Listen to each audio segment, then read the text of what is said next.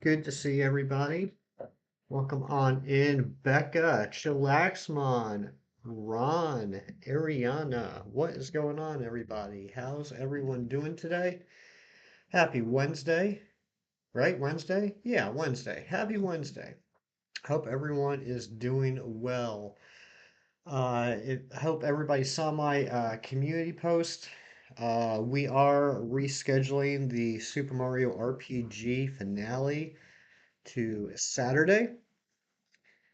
Um, Geez, that hurts my feelings. And happy birthday, Hassan. I hope you are having a good one, my friend. Happy birthday to you. But yeah, it turns out that a lot of people that really enjoy the Super Mario RPG streams, other than Big Cheese, are located in Florida. And they're dealing with some stuff right now. So I didn't feel comfortable finishing that series while they are trying not to lose everything. So that will be on Saturday. But thank you all for being here. We're gonna keep going for uh, this Litten today. Spend some time with family absolutely makes sense, Hassan. Makes sense. Film, welcome on in, my friend. It is a stream. It is. And Wild and Craft, welcome on in. Oh, that's why you're upset. I'm sorry, Cheese. I'm sorry. Sometimes I get a little sidetracked in chem stream because I don't know, it's a stupid work thing. They ask me to do stuff and like, you know, finish tasks in order to get paid. I know it's very inconvenient, but I apologize. I apologize.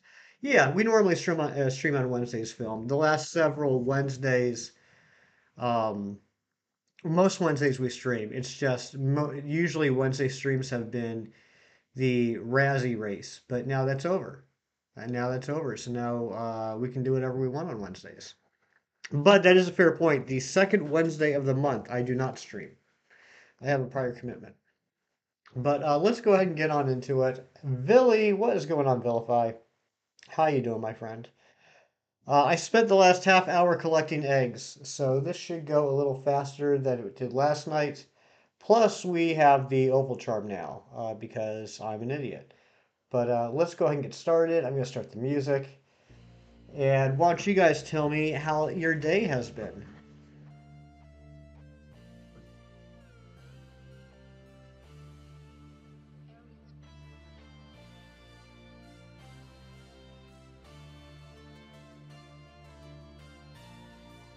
Sob to Sobble, what's going on?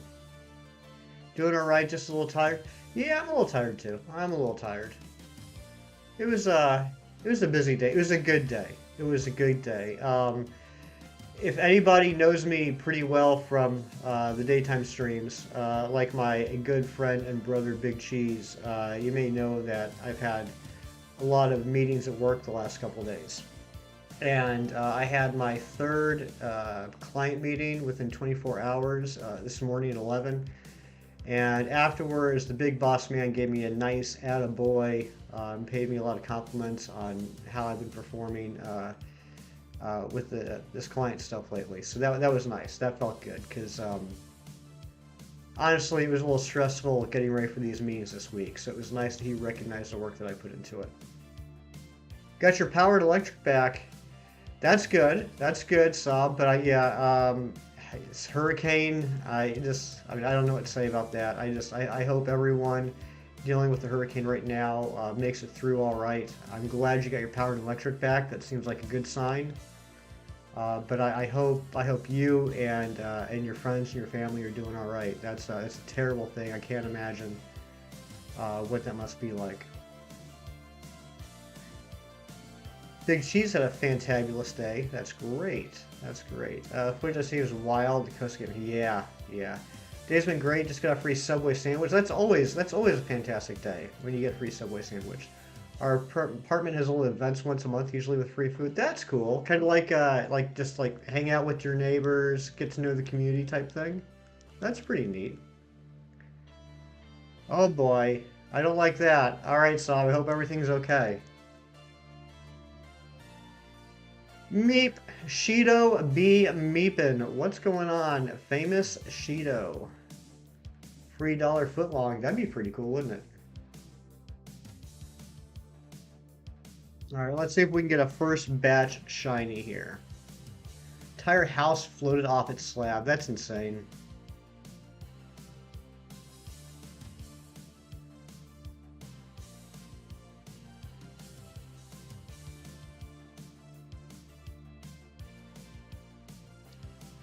Love the Valley short. Thank you, Ron. Thank you. I really enjoyed making that yesterday. I know it's not the most cinematic of shorts. I know it's a pretty, pretty bare bones short, but I really enjoyed doing it. I had a lot of fun trying to get that music synced up. Um, I was a little saddened. I'm not gonna lie. And far be it from me to complain about the success we've had with this channel, but I was hoping there would have been more views on that today. But Ron, since I guess I'm allowed to self-promote my own stream, Ron, would you mind dropping a link to that short? You guys can check out one of my favorite shiny moments I've had. Sob, what's going on? You can't do that to me. You can't be dropping just little oh gods and oh no's and not let me know. Windowbrook. Okay, Sob, you got more important things to do than being on the stream, buddy. Go deal with your real life stuff. And Wingwall is here. What's going on, Wingwall?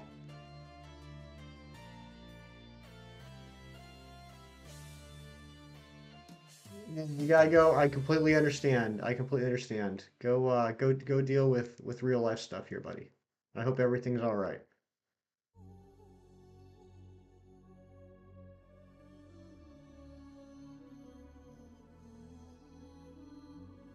I don't know what kind of work you're doing, whatever it is. I'm proud of you. Thank you, Vilify. That's very nice of you to say. I work as a junior partner at an advertising agency, and it's a good job. I enjoy it. But my least favorite part about it is digital marketing and advertising.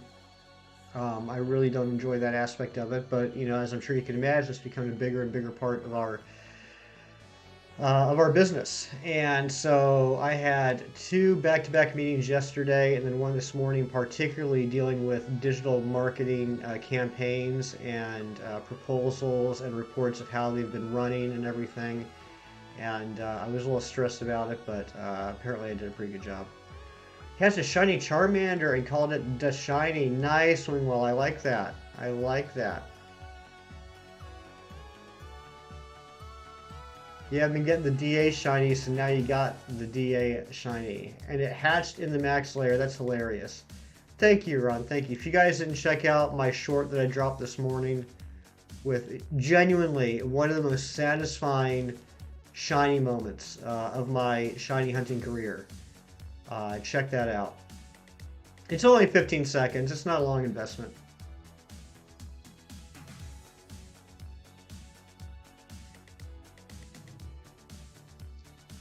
So I have an embarrassing story to tell you guys.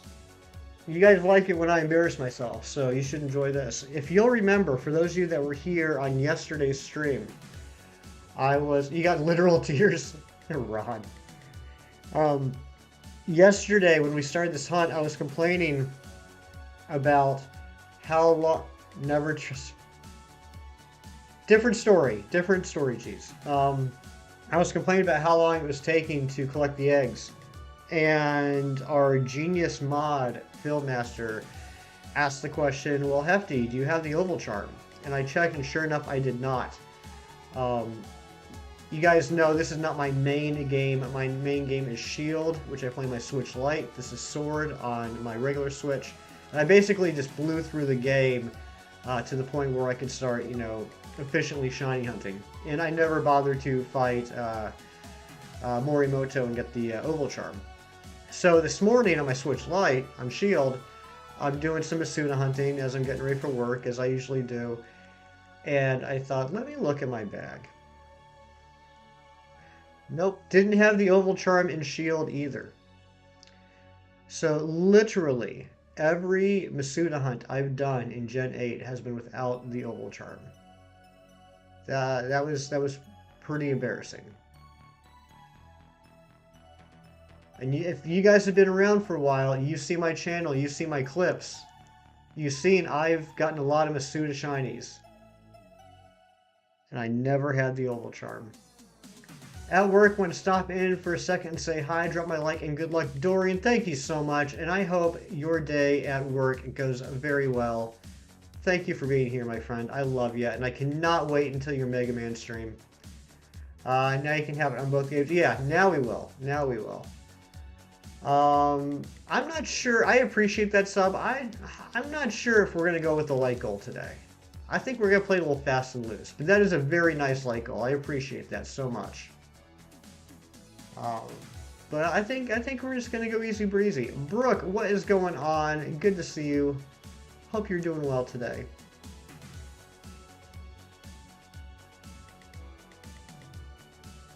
I can't wait either. Sees you later. Oh my man. Can we please drop a Dorian universe, a Dice Art universe link? If you guys don't know Dorian and Amber Dice Art, incredible, incredible people. You've never heard that song? Okay, all right. Maybe maybe it was a little bit of a throwback. Maybe it was a little older than I thought it was. But that was a song by Kelly Clarkson, who won the first season of American Idol. I know they're probably on season like 39 now or something. Oh my gosh, I don't know if I ever saw that command. That is a perfect Dice Art Universe command.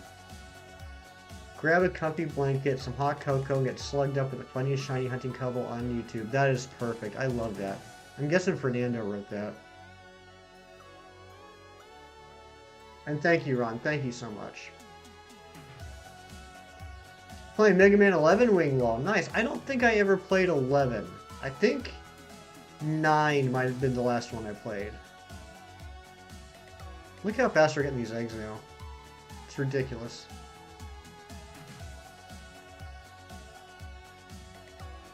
I also discovered something else cool, at least cool to me today.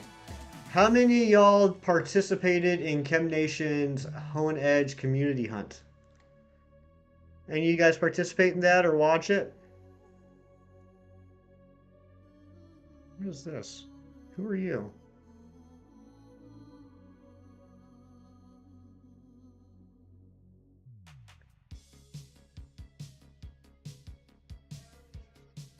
Who's this get a ping from?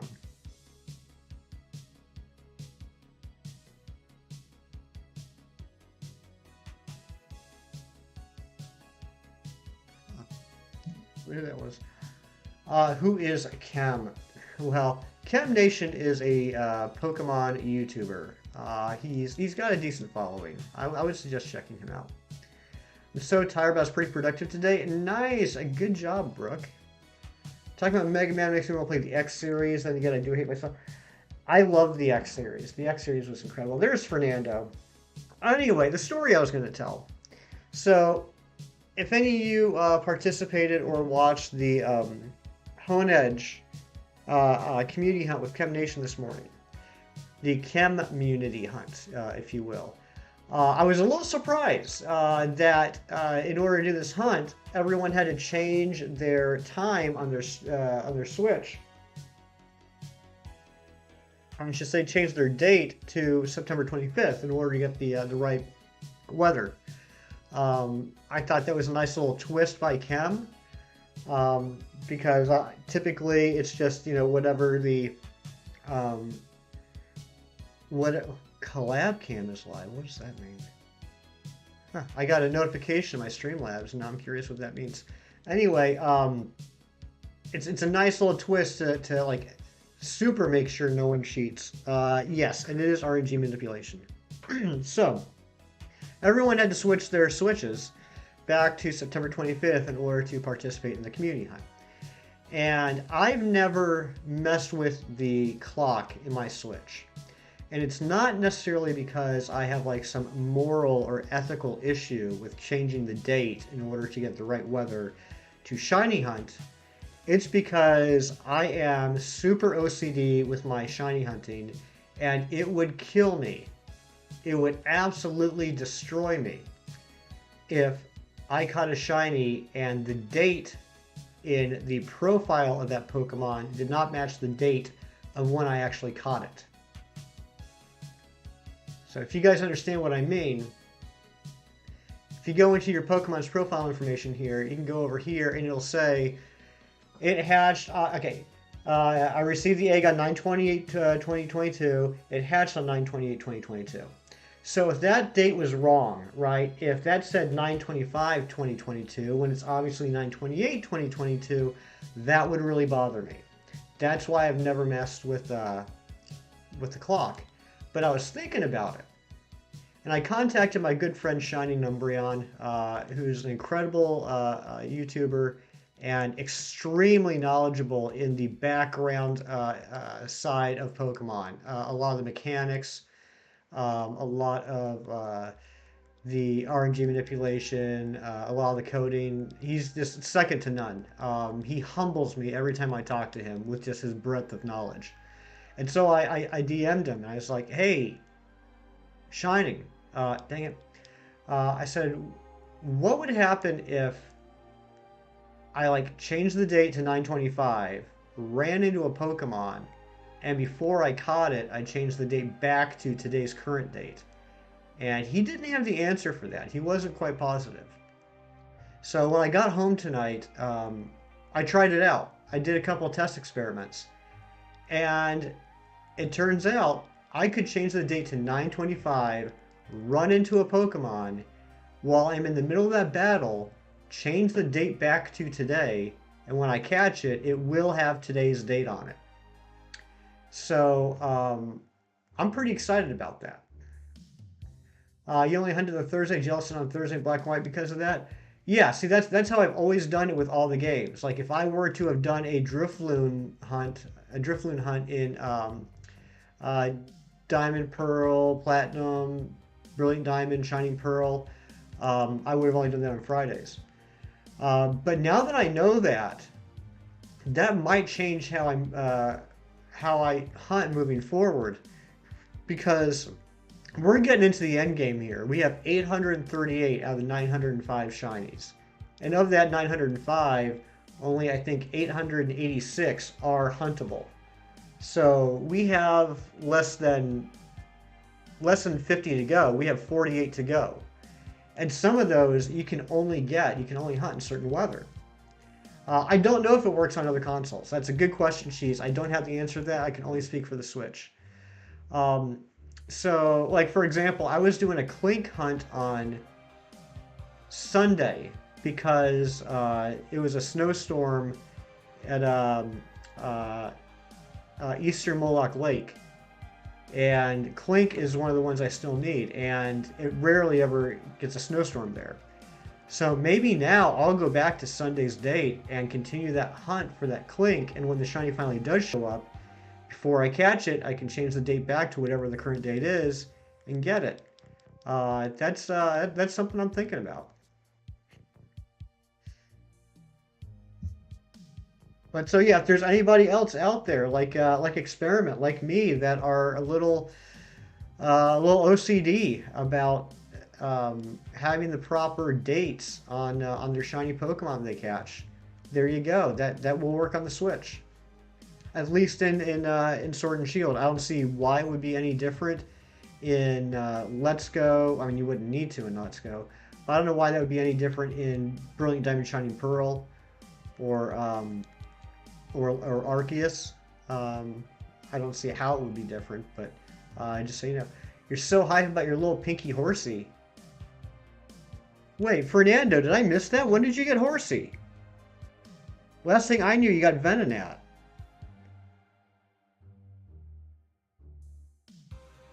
It may be doable on DS, 3DS. I can't remember if you suspend back to the home screen, change it.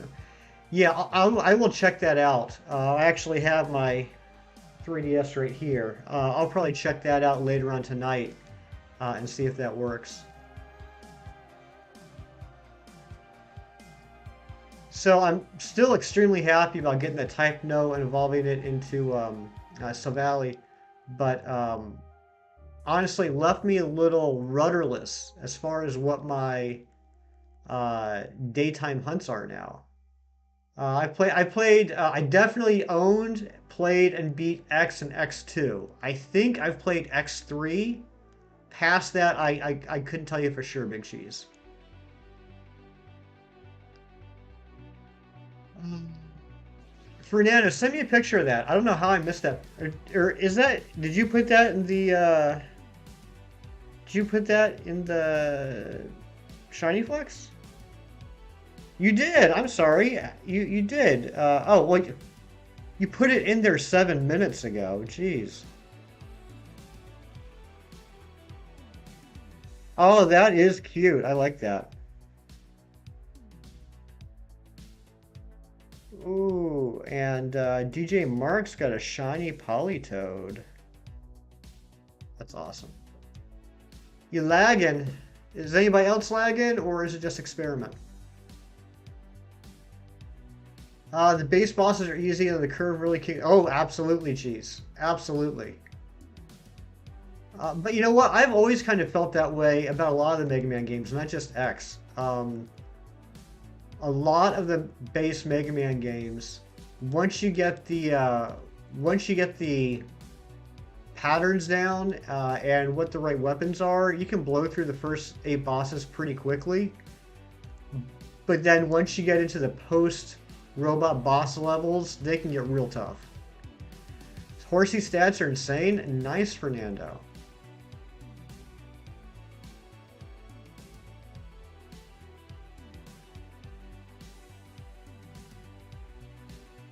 Becca doesn't have any lag. Run doesn't have any lag. That's good. That's good. Yeah, we've been real fortunate so far with this channel. Um, I think between the internet speed I have at my house, plus the fact that the computer is hardwired to the router, um, we haven't really had to deal with too much lag.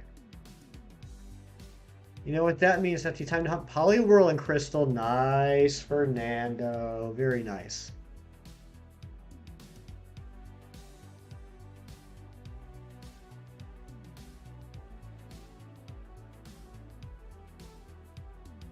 I loved Gold and Silver, but Crystal was my favorite, and not because of the Legendary Beast story, not because of the animated sprites, which both of which were cool, but because for the first time you could get an early route Poliwag.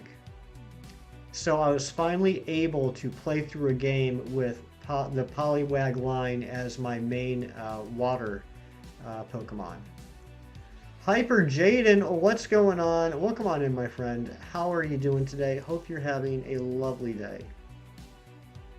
Many more improvements and more Pokemon available. Yes, yes, absolutely. But there were some Pokemon missing in Crystal. There were some Pokemon missing in Crystal that I was sad were missing.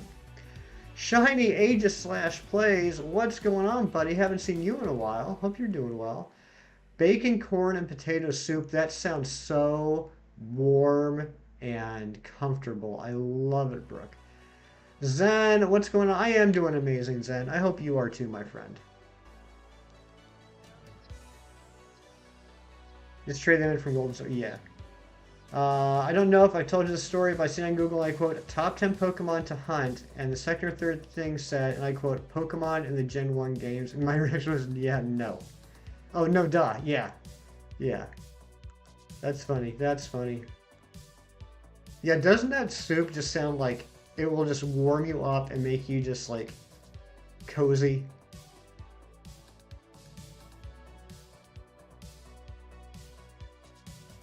I can't wait to get down to Louisiana and just eat some of your cooking like for a week as I sleep on the couch, Brooke.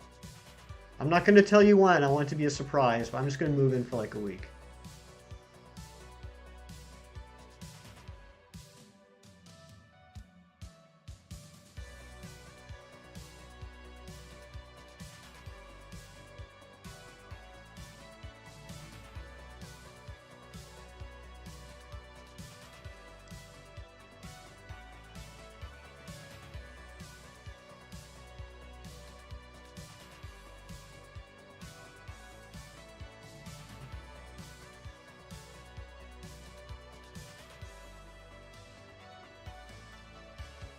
So what do you guys think? You think we're getting this little kitty today? We're gonna get this Litten? We're gonna keep the shiny luck streak alive? Yes, no. Sending shiny vibes. Thank you, Fidgets. How are you today? Wonder how Crook would feel if he came home to see some man sitting on his couch eating his wife's food. I think it would depend on the man. I feel like if it was Cookie Eater, he'd be okay. I don't know why I feel like he'd be okay, but I feel like he would.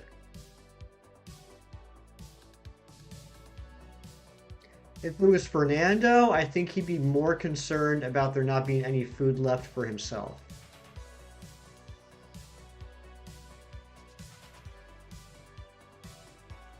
If it was Hefty, he'd just be like, ooh, it's just Hefty. Yeah, probably. I get that a lot. I'm that guy. I'm that guy of like, oh, it's just Hefty. You rolled your ankle during lunch. Oh no, it's swollen. You can't leave work, but it's okay. Aw, I'm sorry, Fidgets. I'm sorry, my friend.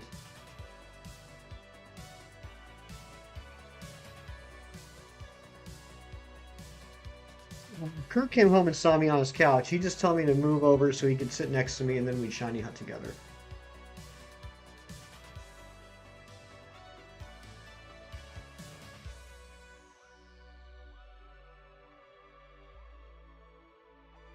And cuddle. Yeah, there'd probably be some cuddling going on.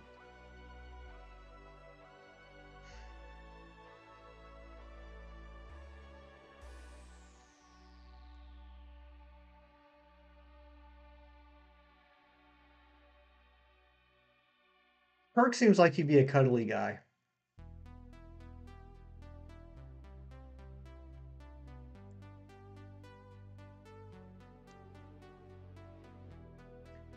Fell down the loose rocks just to move out of the way. Oh, I've done that before. I've done that before, Fidgets. I know exactly what you mean. That stinks. Brooke is sending me my daily food pick. Oh, that does look like a wholesome bowl of soup. Ooh, look at that. Ooh, seasoned and garnished and everything. Look at that. Look at that bowl of soup. That looks delicious. And that's a nice bowl, too. You have such nice kitchenware, Brooke. He is cuddly? Nice. I knew it. I knew it.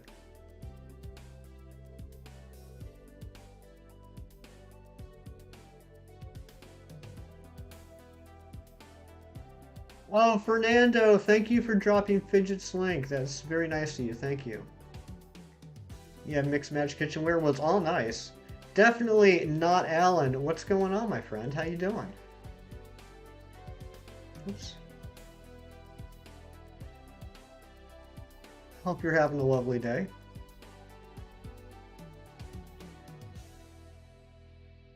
I'm doing well. Thank you for asking. Having some random food I can get from some fast food joint because apparently, my wife decided she wanted to go out with her friend for dinner. Lame. Where are they going?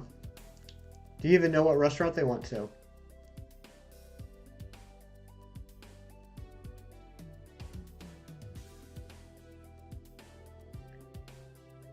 I got a question for the people in chat that are married or have significant others. Um, One I wasn't invited to, so chicken kick rocks. So a lot of times I go out with friends that may be in relationships, maybe married, and fairly often, like as we're finishing up our meal, someone that is married or has a significant other will place an order to go, and will bring dinner home to their spouse or loved one. And like when the first couple times that happens, like, oh, that's really nice. He's out with me, and we're having a good time. We're having dinner, and he's gonna bring home dinner for her. I thought that seemed like a nice thing, but the more I thought about it, the more it kind of seemed strange of like, hey, I'm going to leave for a couple hours and have dinner with my friends, and then you get home, you're like, oh, here, by the way, here's your food, enjoy. I'm going to bed. Just you can eat alone now. It just, or even weirder for me, like, here's your food. I already ate. I'm gonna sit here and watch you eat it. It just, it feels uncomfortable to me either way. 'Cause I don't know about you guys. I have a problem. Exactly, cheese. Here's your medium warmish food. You weren't good enough to come. I don't know about you guys. I have a problem with people watching me eat. Um, like it's okay like if I'm eating with people, but if I'm the only one eating, I feel very self-conscious. I eat lunch a lot at my desk, and I got my office, and I usually have the door shut, during my lunch or whatever. But one of my coworkers, over lunch, he's got a habit of, and it's nice, he comes in, sits down, wants to just, shoot the breeze and, talk and catch up on stuff while I'm eating. And I don't like it because I, if I'm eating, I feel self-conscious that he's watching me eat. So I stop eating. So then, like, he's talking to me, I'm trying to have a conversation with him, but the whole time I'm thinking in my head, why won't you leave? Please leave now. I'm hungry. I want to eat my food. Leave me alone.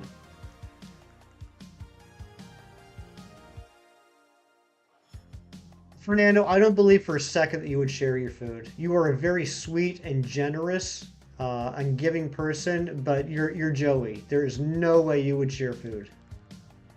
You've been cleaning out your stuffy tent. I don't know if that's a euphemism for something, but I hope you enjoyed it. I usually charge people to watch me eat. There's some sort of only something joke in there. What's a food that rhymes with fans?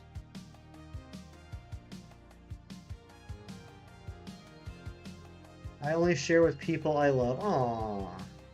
And you would share with me? Aww.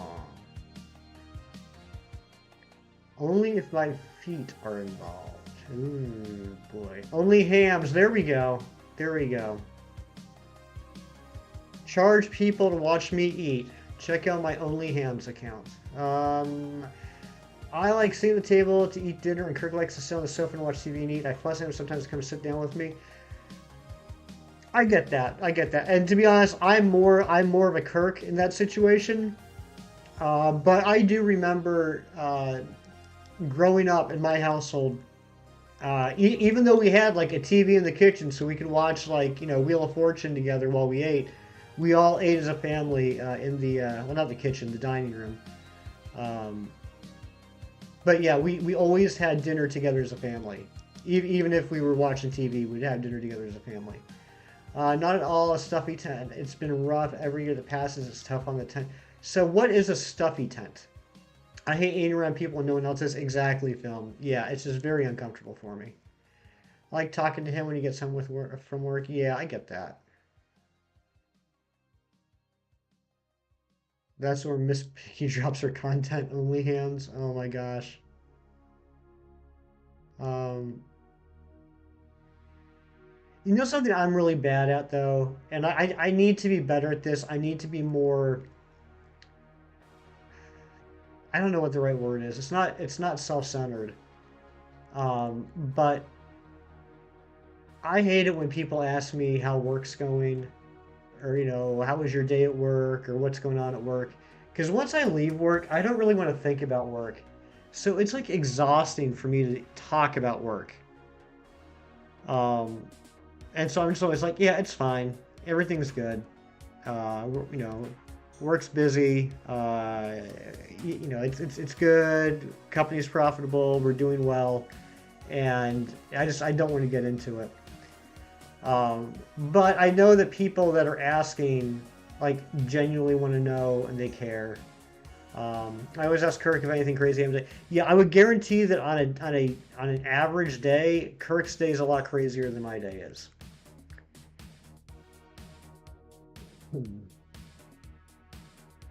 Um, wait, what? Oh yeah, yeah. Especially when something's sloppy. Yeah, you don't want to be having people watch you eat when you're eating something sloppy. Definitely. How was college? Yeah, yeah. School's fine. School's fine. Everything's good. All right, let me see what Aries sent me here. Oh, okay. I gotcha. That's cute.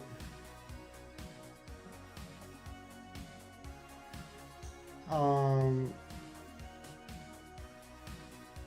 oh, geez, cheese. Bit 3 times. Devious, what's going on? When people smack at you with their mouth open, that gets on my nerves. Same. Same. Daylight, what is going on, Daylight? How are you doing, my dear?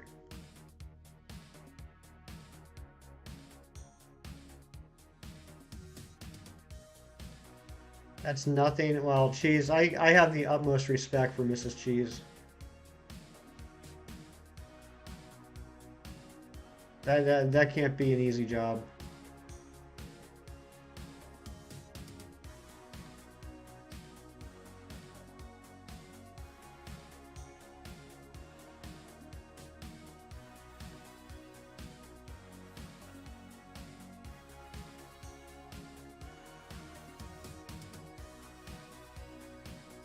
Doing great, Daylight. I'm glad to hear that. Daylight, Daylight, Daylight. You might appreciate this because I know that you are the wild hunting queen. You are Her Royal Highness, who I bow down to. Um, but I discovered something today, Daylight. I'm not sure how much Daylight you change the date on your Switch in order to get the right weather for a hunt. And I was just talking about this a little bit ago. I don't know if you were lurking or not. But I've never done that because I don't want to catch my shiny and have the date I caught it not match up with the date that it says it was caught. Like if I caught it on 9/28, but in the information on the Pokemon it says I caught it on 9/25, that would bother me. But I found out you can change, because I tested it out, you can change the date to when the weather is what you want it to be. So let's just say hypothetically change it to September 25th. Hunt for the Pokemon that shows up in that day's weather. And when the shiny shows up, when you're in the middle of the battle before you catch it, you can change the date back to today's date. And then when you catch it, it will have today's date as the date it was caught. So I don't know if that matters to you, but I thought of you because I also know that you enjoy doing a lot of wild hunts. You have to go sit and watch your kids' class for 20 minutes tomorrow? So, like, is that just like they bring parents in to just kind of like, what's the word? Not monitor, but like almost like shadow to see, like just to get a feel for what the class is like? Chocolate parfait, that sounds delicious. One day, Brooke, she came home and said this kid hit her so hard, it's like, oh man, jeez. I hate having changed the weather. Hunt shiny is too tedious. Well, yeah, I can't argue with you, Vilify. I can't argue with you. But like I said, I'm at the point in my shiny living decks where there are certain Pokemon that I'm only going to be able to hunt in particular weather. You're in a champion, Cynthia. Are you stuck in a McDonald's slide again? I can understand getting stuck in a McDonald's slide once, but I would think after that, you'd know not to get into the slide again.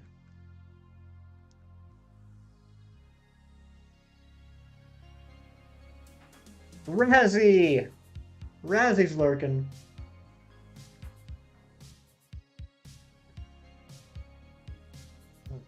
His teacher has a meeting at the school, so she texted me to help Allie volunteer. Oh, okay, Brooke. Helping out, that's nice of you.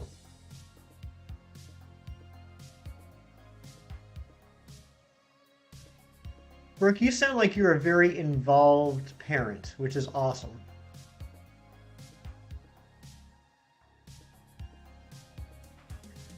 So when I was in, I think it was like kindergarten or first grade. It was one of those years. My mom was on the substitute teacher list, and there was a couple times where she was my substitute teacher, and I was that kid that thought it was so cool that their mommy was the teacher. Looking back, it's very cringy, but I felt like I was a big important boy because my mommy was the teacher. Geez, cheese. Yeah, it does sound like something I would say.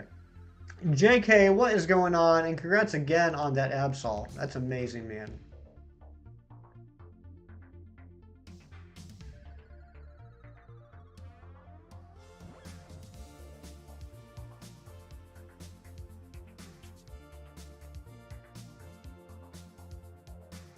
Jeez, cheese. I told my kiddo this isn't a free pass to act up. That's right. Not a free pass. And like I didn't act up. I was like proud. I was like, oh my God, I was the worst like teacher's pet. Because it was my mom. All right, let me scroll back up Devious. Hold on. I think I dodged a bullet from the hurricane, but where it hit, I'm saying prayers to them. It's bad up there. Yeah, yeah. Hurricane is nuts, man. I was watching some of the I was watching the footage this morning before work, and then I watched a little bit of it a couple hours ago. I have a question. There's an NPC fisherman in Olivine City. He wants to trade me a Krabby for a Voltorb. The question is, can I soft reset that Voltorb to be shiny? I am 85%, no, 87% positive you can. Because I don't think shiny locks were ever even introduced until Gen 5. So I think anything is able to be shiny.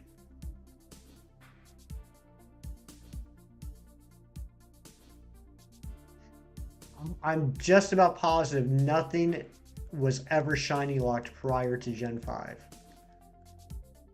My husband had to pack up early because he was heading into where the hurricane would hit. Oh, geez, Becca. I'm sorry to hear that. You're gonna go for it.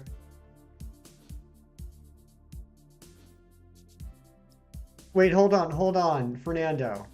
Did you say it backwards? He wants to trade you a Krabby for a Voltorb. Can you soft reset for the Voltorb to be shiny? So is he giving you a Krabby or is he giving you a Voltorb? Yeah, it's not 86%, it's 87%. Going for the red eye Aaron. I hope you get it quickly, Daylight. And I know when I wake up tomorrow morning, I'm going to see it in the Shiny Flex. You got a costume shiny in Pokemon Go today? Was that the, were you the one that got the shiny Butterfree? I saw that. Oh, okay, all right, all right. Yeah, I think you just said it backwards, Fernando. That's why I got confused. I thought you were giving him a Voltorb for his Krabby. But yeah, Voltorb's an amazing shiny. That blue just really pops. Eevee Queen, how you doing? How is everything?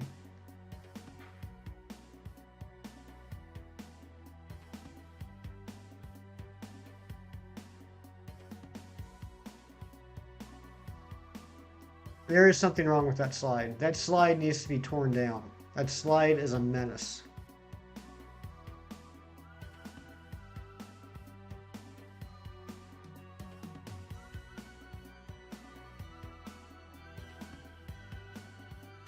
Doing well. How's the fam doing? We're doing good. We're doing good. We're just thinking about you and King Swamp and Devious and Hassan and just hoping that everyone's doing all right.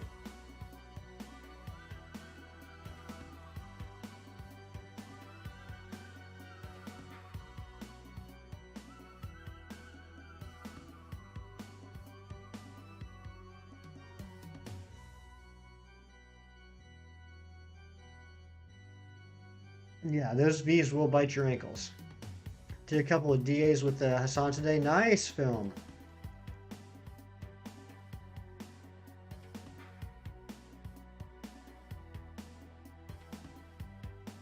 Cynthia, I constantly rewatch and share a clip where you laughed really hard at Cynthia being in the slides. One of my favorite. I know, Razzie. I know that's your favorite. You really got me laughing that day. I was literally crying. Uh-oh, we got some big cheese Razzie beef going on here. Thank you. The worst is coming tomorrow morning, but we should be fine. Okay. And I'm sure you're all prepared for it. You're grown-ups. I don't have to worry about you. Because you're responsible adults. You know what you have to do. You want some beef and cheese? Ooh.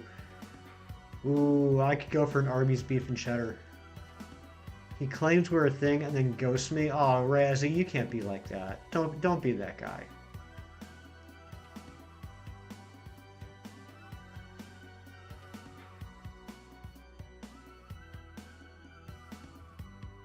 Does anybody remember when Arby's used to do the $5 for $5 roast beef? I would house that. If they did that nowadays, it'd probably be like 5 for $20.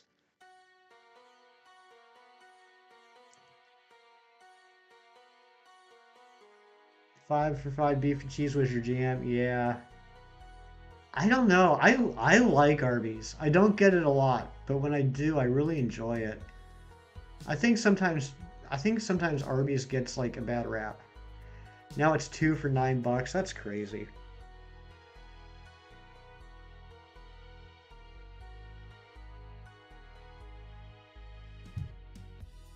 No Arby's for Evie Queen.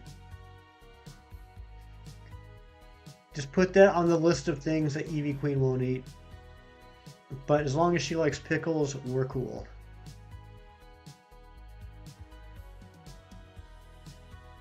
Arby's makes my tummy happy, not my wallet happy though, like Razzie. I am happy that Razzie makes your tummy happy. The Whopper is your favorite thing from Burger King? Mine too. That's my go-to film. I always try out their new sandwiches whenever they got like a special thing going on. I always try it out to see what it is, but I always just end up going back to the Whopper. Whatever you do, don't go to Oscar's Arby's. I hear they don't keep up to OSHA code. Oh no. Oh, I'm supposed to meet him there. He doesn't make my tummy happy. He makes my wallet mad. Oh, okay. All right. I misread that then. The chicken fries are good. Chad Light Raid. Are we getting a Twilight Raid? Lone Wolf, welcome on in. WCP, welcome in next. What's going on? The McCrispy. I've heard about the McCrispy. Is that a Canadian only thing? Because I don't think I've seen that down here in the States. Zen and Twilight. What's going on, Twilight? Thank you for the raid. And Nabil is here. What's up, Nabil? Thank you for stopping in and dropping a like. And leaving the luck. You're amazing. You're incredible, Nabil. Thank you so much. Twilight, did you get the Reggie Steele? I popped in right before stream and lurked for a couple of minutes and dropped a like myself. Did you get a Reggie Steele? And Candle, welcome on in. Your frames are throwing right now. No, a Reggie Steele, unfortunately. How many checks you at, buddy? Do I have eggs? Did I switch out? Okay, good.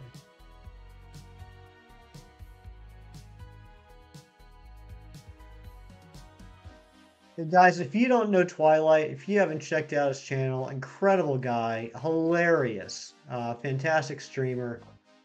Go check him out. You won't be disappointed. It's just crispy chicken burger, crispy. Reason for their crisp because it doesn't look very crispy. That's like with most crispy fast food stuff, right? Ended at 1100. Okay, you're still early on. You're just getting started. It just came pretty bad down south, but my area is doing okay so far. I'm glad to hear that, Evie Queen. I'm very glad to hear that. Or you weren't saying just kidding, you were saying JK. That is forever gonna throw me off. I blame the internet. I can't see the letters JK and not think just kidding. And then we got JK Street coming in, just breaking my brain.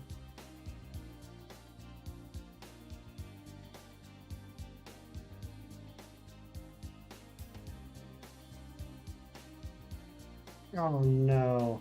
Do we got some Twilight Evie Queen Razzie drama going on here?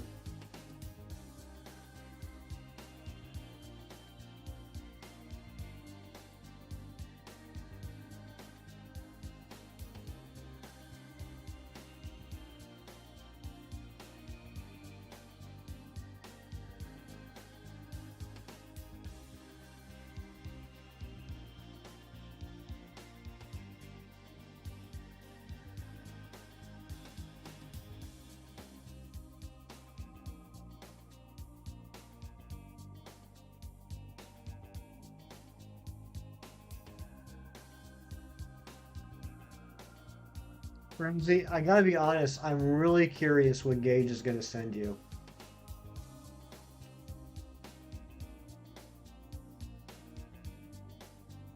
Oh, I forgot to change boxes.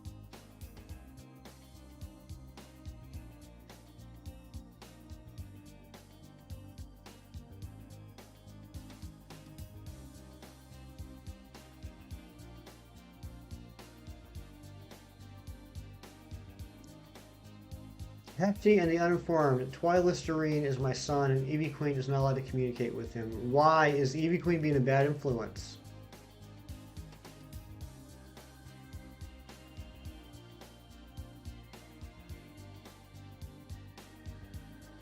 Dinner time. What you having for dinner, Vilify?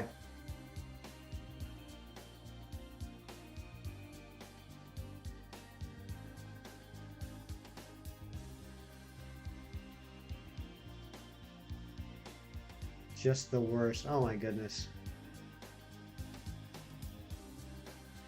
I know, Evie Queen. I know. You're just sitting there being nice, saying hi to people. I don't get it. I don't get it.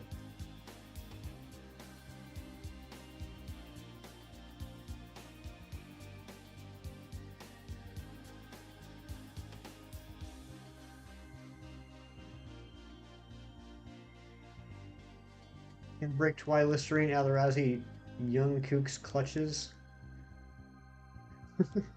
The other half of your sandwich and some fries. Nice, Philly.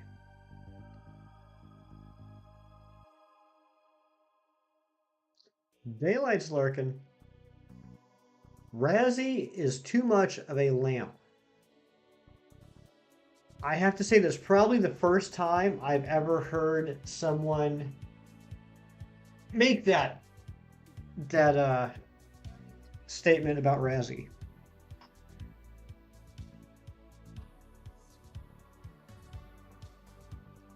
Razzie promises and then okay, what is going on with all the Razzie or all the shade being thrown at Razzie today? My goodness. I will not tolerate anti-Razzie talk on this channel. Razzie is my brother.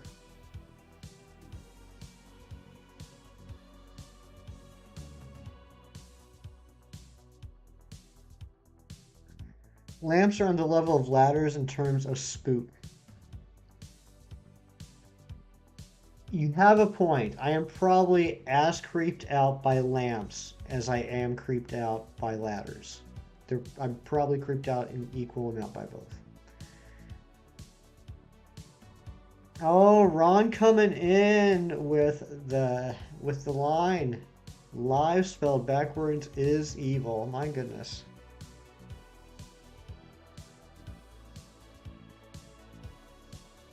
We start to tally up your transgressions. What do you mean? I don't even know what you're referring to, Big Cheese.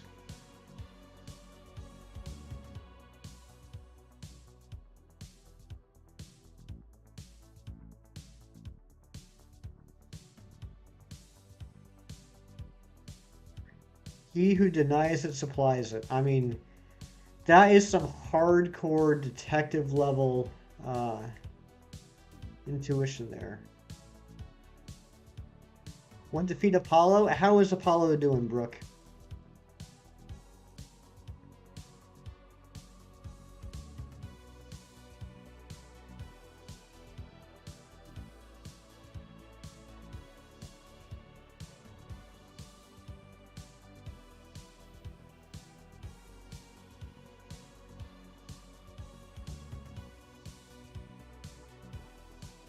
Whoa, film! Oh my gosh. Film just coming out with the haymaker. Just knocking me down with one sentence.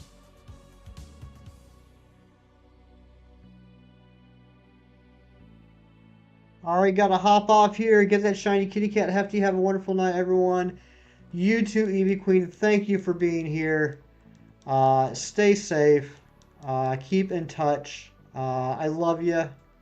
And have a good night. And good luck tomorrow. He's doing great. I trained with him a little while ago. I know his commands too. Cool. That's nice, Brooke. I can't believe film just completely clobbered me with that.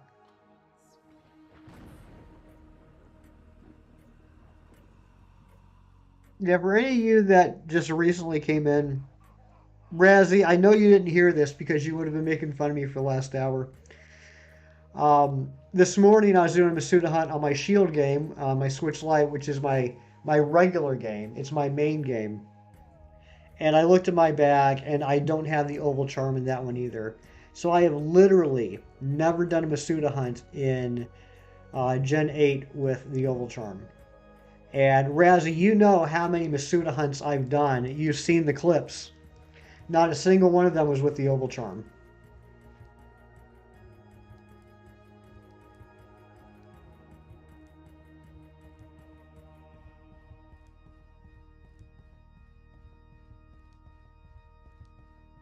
Yeah.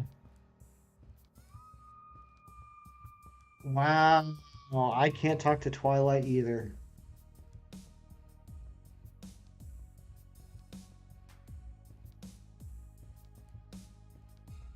Yeah, it's embarrassing. It frankly, it's embarrassing. I just lost about 76% of the credibility that I have built up as a YouTuber within a 24-hour period because of the Oval Charm. Oh gosh, and here's Chem. Here's Chem. What's going on, Chem Nation? I hope you didn't just hear any of that. How was your afternoon, buddy? I'm gonna make some bat-shaped macaroons later in honor of Spooky Month. Ooh, I know you're gonna be sending me pictures, Brooke.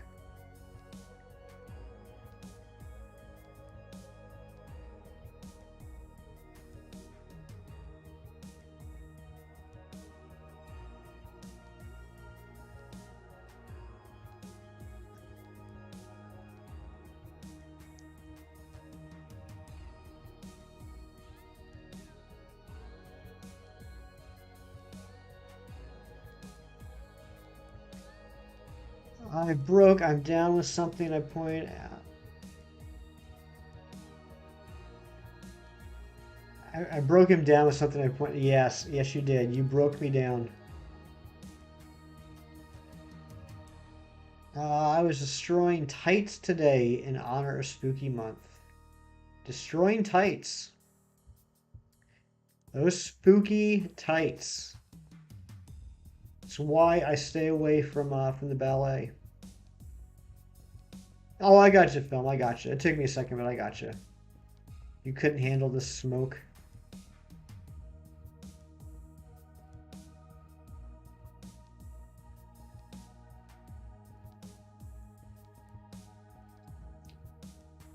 Hefty, I totally didn't forget to like just now. Good job, Fernando. I'm glad you didn't forget. I heard nothing, but I'm going to hear it now. Oh, man. Does that mean you're going to go back and listen to it, or are you going to force me to say it again? You know what? I'm going to own it. I'm going to own it. I do not have the I just now, yesterday and today, got the oval charm in Gen 8. Every Gen 8 Masuda hunt I have done up until now has been without the oval charm. And you know what? With as many Masuda hunts as I've done and as many shinies as I've gotten without the oval charm, I think that means I'm even better than I thought I was at shiny hunting. Imagine if I had the oval charm, how many more I could have done. I was holding myself back.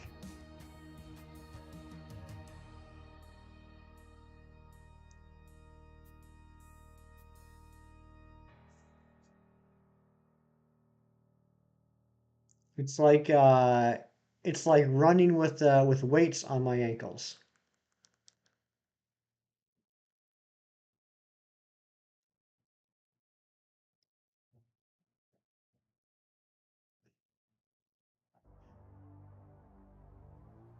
Time to settle down with some ice cream as you do in a hefty stream.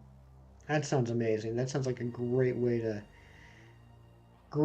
to spend some time in the chat.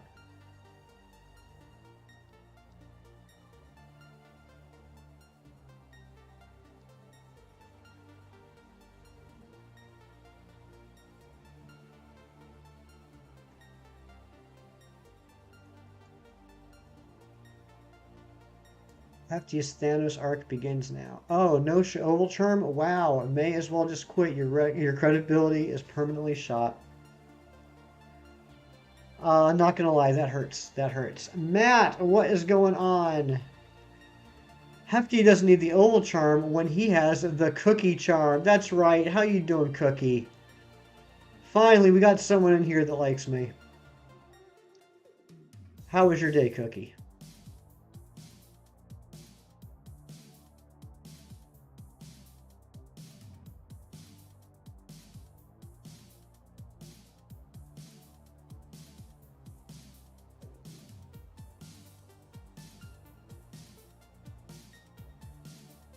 And Brooke likes me. Brooke loves me.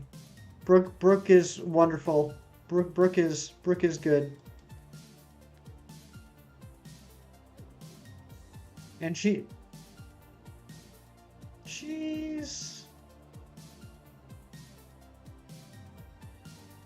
yeah, Cheese is okay today. Cheese is okay today. Cheese does like me. Well, Cheese likes me now. Cheese didn't like me at the beginning of the stream. Experiment's going for Shiny Celebi. Nice. Oh, and Ron. And Ron. Ron loves me.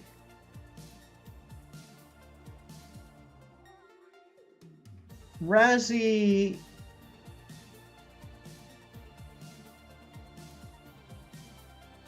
Razzie loves me in his own way.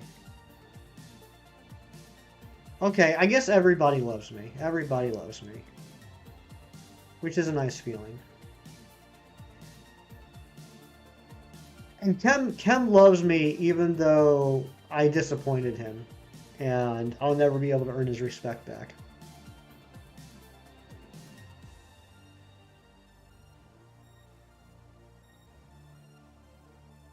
Listen, everyone has been tested. Some have passed, some may have failed.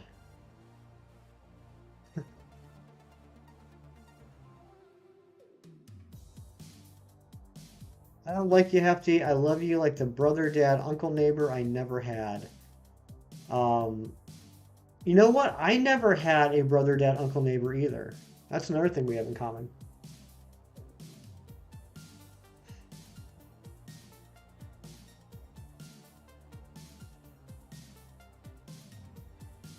I'm sorry, Hefty, but I tested positive for you know what, and I may have given it to you. Oh boy, Cookie. Oh boy. Talking about that monkeypox, aren't you? Are we getting another raid? Oh my goodness. Is it Galactic Zorog the Wiglet Enjoyer? Someone updated their name today. What's going on? Devious, welcome back. Violet, welcome on in. I can't be mean to anyone, not even jokingly. I believe that about you, Brooke. I don't think you have a mean bone in your body. Mizutori, welcome in. Ice Queen, welcome back in. Darius, the Shiny Eternatus, welcome in. And there he is, the man of the hour, Zed Games. And Daylight's back. Raiders, read Cookie's message and decipher what Hefty caught. Oh boy. Pineapple Man, what's going on? Dragon Dance, oh my gosh, everybody is here. Dark Void is here. What's going on, Dark Void? Always good to see you. Avery Meets World is here. Wow, so many people here. Zed, how you doing? Fun time, Luna, what is going on? Zed, did you get the Zorua? Has the Zorua shown up yet? You're doing amazing. I don't doubt it. You're always doing amazing, my friend. No shiny Zorua yet. Oh my goodness. How many eggs are we at now? Sorry I'm late. Chat takes forever to load on my computer. You are never late. You are always here exactly when you want to be. Razzie, start dancing now. Have to check with your physician. Oh boy, Cookie. We might have to talk about this privately in DMs later. Read your last message. Hold on one second. Galactic Zorark, the Wiglet Enjoyer. You are the Crimson. Oh, okay. All right. You're Crimsonium. Okay. Yeah, you just changed your name today then, huh? I hope you're doing well, my friend. 770. Okay. 770 checks. Hefty knows I wouldn't say anything mean about him. It's just jokes. That's right. Film's my buddy. Film is my buddy. We get along fantastic. You're getting spammed. Uh-oh.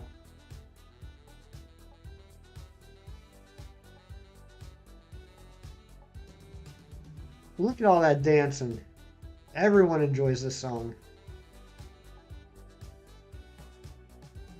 You can call me Galactic or Gala if you want. I don't mind. All right, yeah, we'll probably go with Galactic. That's going to be what's easiest for me. Although I want to call you the Wiglet Enjoyer, my mouth still wants to say Diglet every time. Speaking of spam and bots, Hefty, you want to tell them? What am I telling them?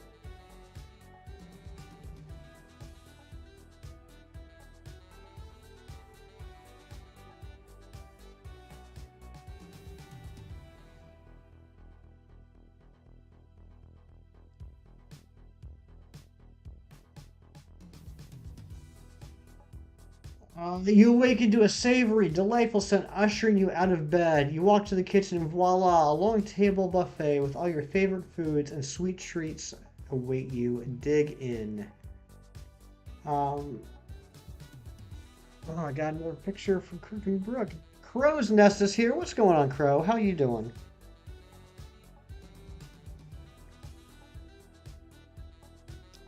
Oh my gosh, Brooke, I love that coffee mug. I need that coffee mug. Oh yeah, we don't get it. I'm not sure how much we want to talk about that. I do feel like I've been jinxing us a little bit the last couple times, but it's been a few months, I think, at least a couple months since we've gotten a bot in here. Uh, that's absolutely true. It's raining hard there. Oh, I'm sorry, Ari. It's raining here, but not too hard, I don't think. You went to the Lego store for the first time the other day. I've never been to a Lego store. I'd like to. That would be pretty cool. There's a new Lego set that comes out this weekend, and I can't wait to pick it up. How did you feel when you found the shiny fossil? Um, Cookie, I have a response in my head specifically for you, but we're going to keep this stream the PG-13 stream it should be. I felt pretty darn good, Cookie. I felt fantastic. For several reasons. And with all respect to Razzie, my brother, my brother in arms during that war against probability that we had to go through, um, I felt happy that one, I won. I felt happy that two, I got a shiny that I didn't have before, and three, that it was all over. It was a sense of celebration on multiple levels. It was probably up there with how I felt when we got the shiny Lunala.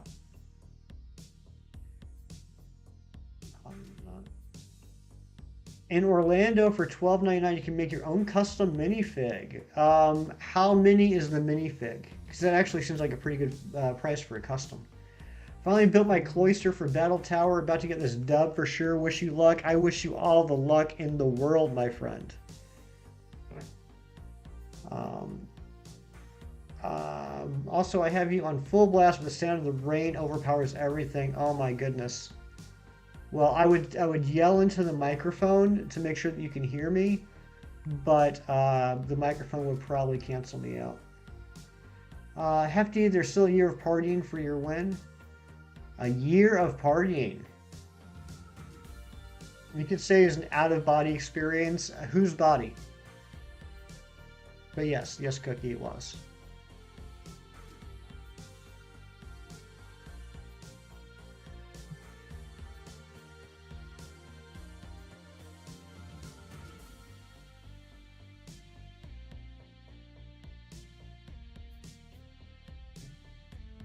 Puffin is quick.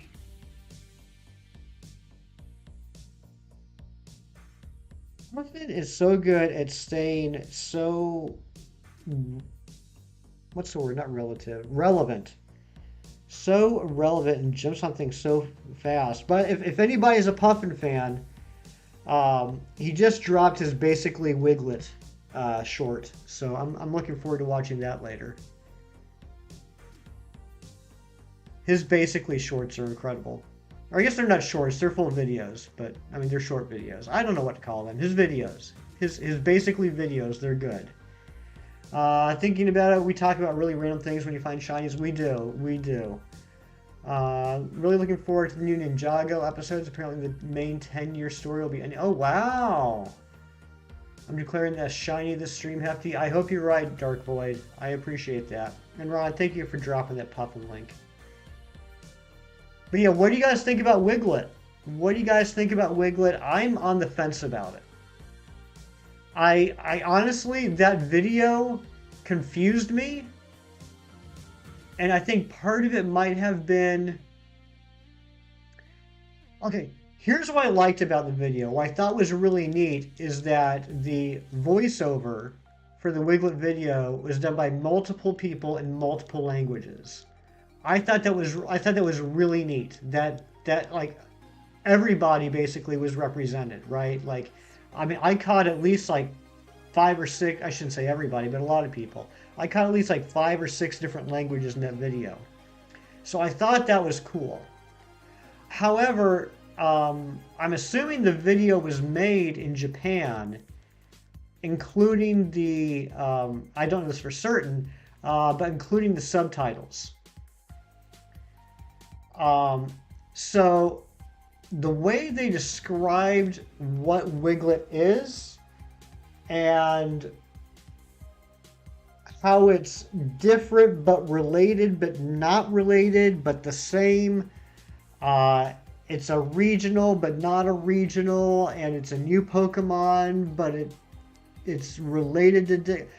I don't know how much of it was I'm confused by what it represents versus I'm confused by the actual translation of the subtitles. I think it's the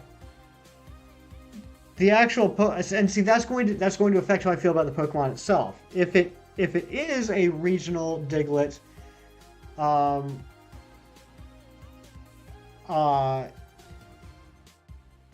one, I don't think we need another regional Diglett. But that's all right. If it's a completely different Pokemon, then I have to side with some people I saw in chat today saying, like, you basically just copied a Pokemon and made it a completely different Pokemon. I do think it's cute. And I like that it stretches and it's longer. There are aspects of it I like, but I think what's ultimately going to make me decide whether or not I like it is what it is defined as. Insert name, welcome on in. Hope you're having a great day. Florida man breaks into house, eats salad, and plays with toy helicopter. That sounds about right. I'm also on the fence about the design makes, assuming it's based on a garden eel sense. Based on a garden eel makes sense, but it feels like, yeah, it's, I don't know. Convergent species is what they're calling them. Completely different. Regular Diglett was shown the best. Yeah, and if that gets into like the leaks or whatever, that's something I'm not aware of. It's just, I don't know. I think I'm on the fence. I'm on the fence, basically.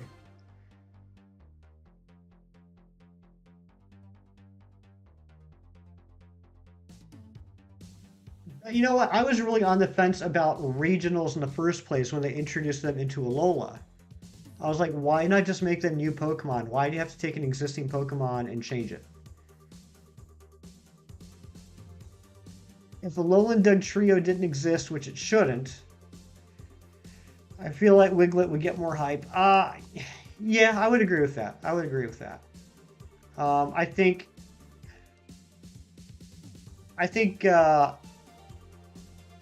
the Alolan Diglett and Doug Trio were not.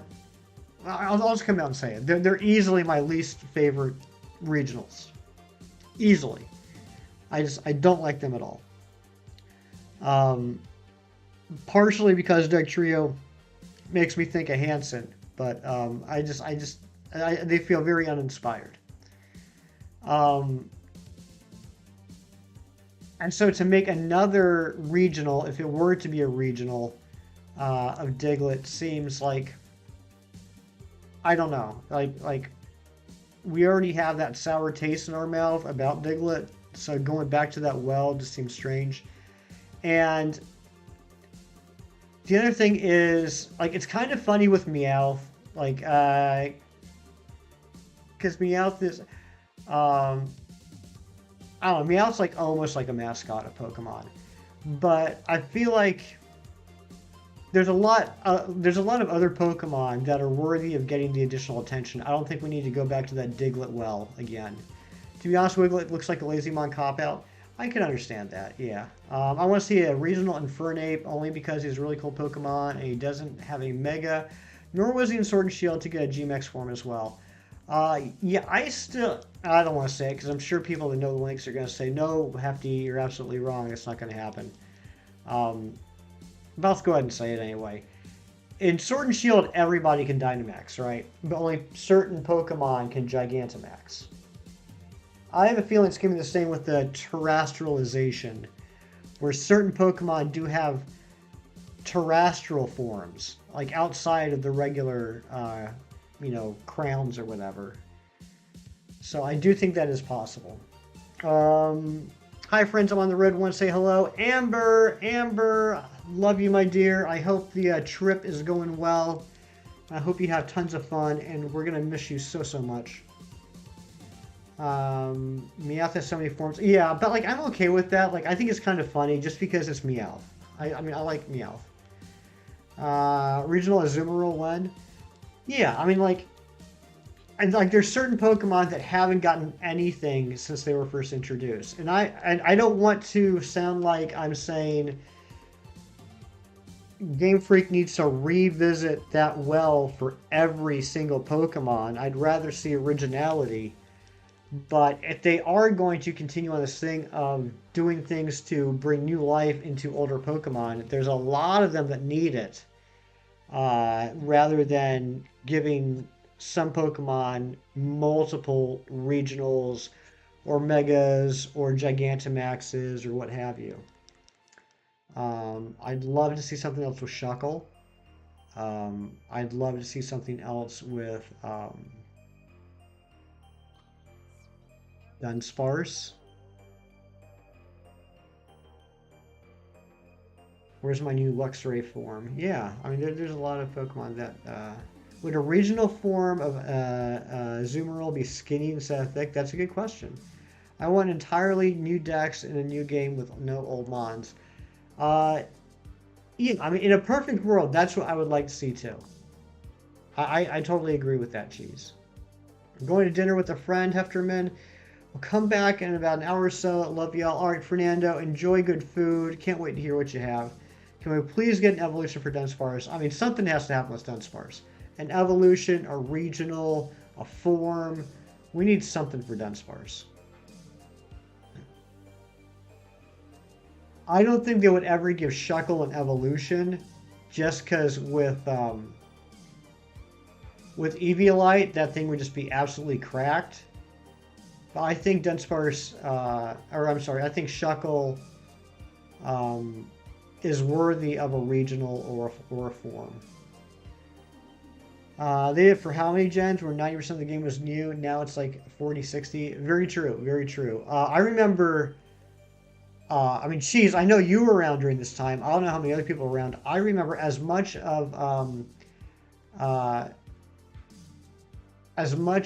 Hefty Your Magic make Game Freak give Dunsparce an evolution. I will do my best. As beloved as Gen 4 is nowadays, I remember when Gen 4 came out, and there were a lot of people that were irate that the last quarter of the decks were new evolutions to existing Pokemon. from Weavile all the way to I think Frostlass is the last one. There were a lot of people that were upset about all those evolutions. And then plus, there were a handful more baby Pokemon, which were never well received in Gen 2 or 3. That's really weird because almost all those are top 100 for me. So why though? Because to Cheese's point, um, there were a lot of people that back then really enjoyed like when a new game came out to see brand new Pokemon, and they felt like to create evolutions for existing Pokemon was kind of a cop out. It was the proto argument for the argument that people have now about regionals, and that was a proto argument for the argument we're having today about Wiglet, where it's you know, and I guess it's up to everyone's own opinion whether you feel creating a regional, creating a new evolution, creating a Gigantamax form, creating a Mega form of an existing Pokemon. Does that add to the Pokemon? Or is it just an example of going back to something existing because you can't think of a creative new idea? And I can see both arguments on that. And I agree, um, there's a lot of evolutions that were introduced after the original Pokemon that are really cool. I mean, heck, you guys know how much I love Scizor. I mean, Scizor is one of the best Pokemon ever created. That was a Gen 2 evolution to a Gen 1 Pokemon. But I can understand the argument of stop going back to existing Pokemon and doing something more to them, come up with new Pokemon. And when we get to a point, like she was saying, where like it's spread like 60-40 between new Pokemon and um, existing Pokemon, that you know what I would like to see, and maybe I'll work on this tomorrow. I would like to see a graph, right, like a line graph going up and down of by generation the number of completely brand new uh, uh, Pokemon lines introduced. And I bet you it would start here. Well, and we'll do it on percentage wise, because not every generation had the same number of Pokemon. But it would start here, Gen 1, slightly go up on Gen 2. Well, no, it would have to go down. Start Gen 1, go down on Gen 2, up on Gen 3, fall down for Gen 4, spike on Gen 5, because Gen 5 was all brand new. And then from there, the height in Gen 5, it would go like this. Actually, let me do it this way for the camera. It would go like this. I don't mind new Evo. I do mind a new Evo that takes over the need to balance a brand new never voicing Mon. That's a fair point. That's a fair point. All right, it all depends on the design if the Mon has had another form before. But like I think we're getting to the point now, and I'm guilty of it too. I was just saying it about Shuckle and Dunsparce, where we almost feel like we are owed an upgrade to existing Pokemon instead of focusing on, I shouldn't say instead of, we're owed an upgrade to an existing Pokemon, and less of the time are we saying, where are the new Pokemon? I mean, look at all these videos on YouTube now with the leaks and spoilers, which, I mean, I don't watch them, but I see the thumbnails and I see the headlines, and almost all of them are new regional form confirmed, or new regional form leaked, question mark, new regional form might be coming soon, da da da da da. I rarely see like new Pokemon. I see new regional form in those leak videos more often than new Pokemon nowadays.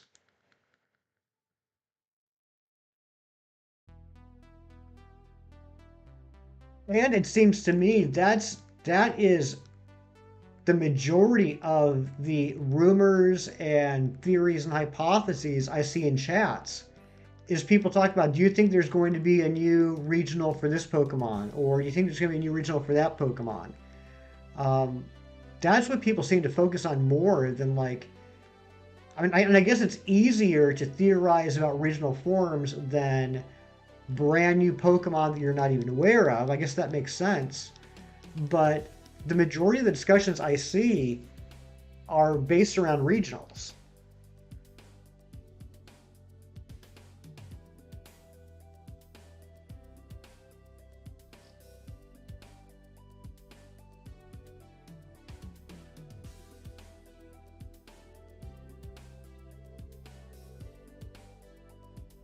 It's a cop out to do a regional form heavy game and feels like a cash grab. Yeah, and see, here the bottom line is for me. Here's the thing with regional forms.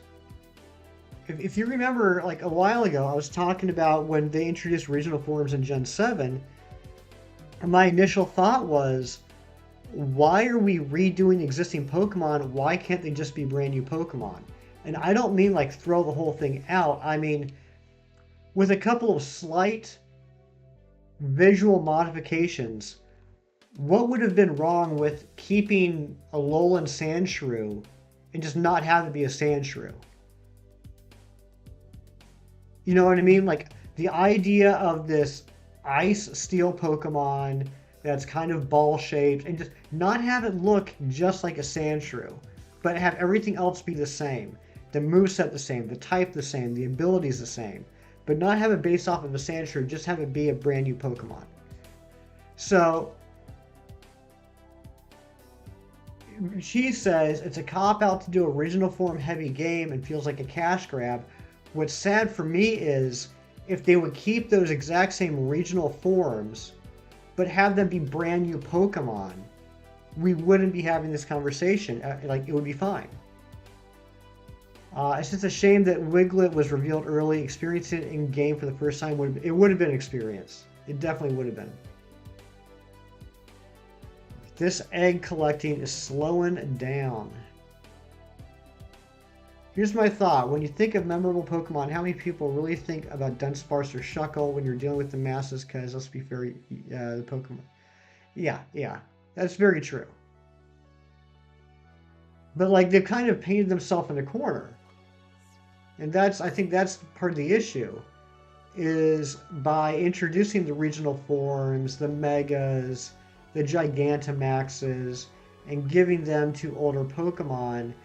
Now everyone feels like every Pokemon is entitled to that. Stalking, welcome on in. I'm sorry if I've ignored you.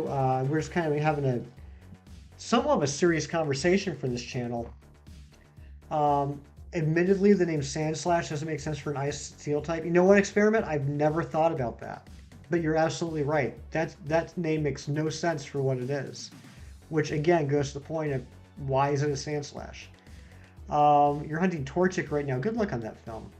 But yeah, Stalking, we're talking about basically the argument of how much effort Game Freak is putting into regionals or giving something new to existing Pokemon versus creating brand new Pokemon.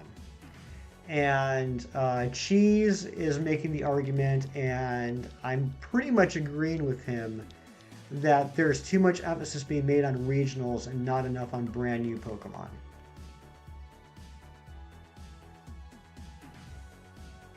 The biggest desert in the world is actually the Arctic, and that, well, see, Airy, that is true. That is true, and it's a good point. But I don't know this, and I'm sure you do. Does the Arctic tundra have sand though? I feel like they don't even care what we think. We buy the game anyway. I mean, that's very true. And and at the end of the day, am I going to buy the games? Absolutely. Am I going to enjoy them? Absolutely. I'm just kind of venting a little bit right now. But it's not like I'm not angry about it. I don't.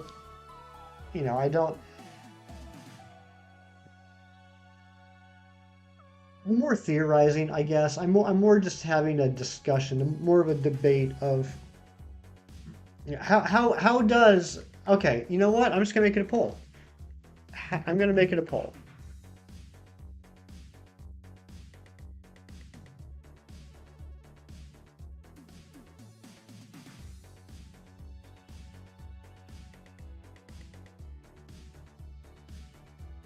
Has permafrost and glacial movement causes sand, especially along rivers formed from which? Ah, I didn't know that, Ari. See, Ari teaches me something new every day, and I love it.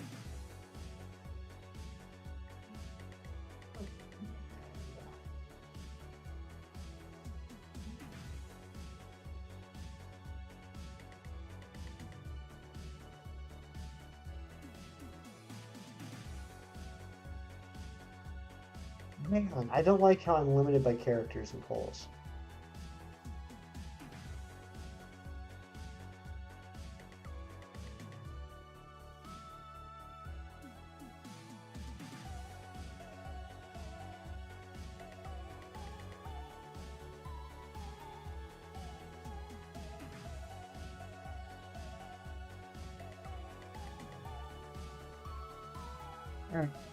I was limited by the characters on that poll, but basically what I was going to say is like maybe you love them because it's neat. It's a neat idea to see how different species would evolve differently in different regions. And then hate them because I'd rather them focus on brand new designs rather than redesigning something that exists. Probably unpopular, but I love seeing another region with 100% new Pokemon. Post game, unlock new area or areas where you can hunt some previous Shamans.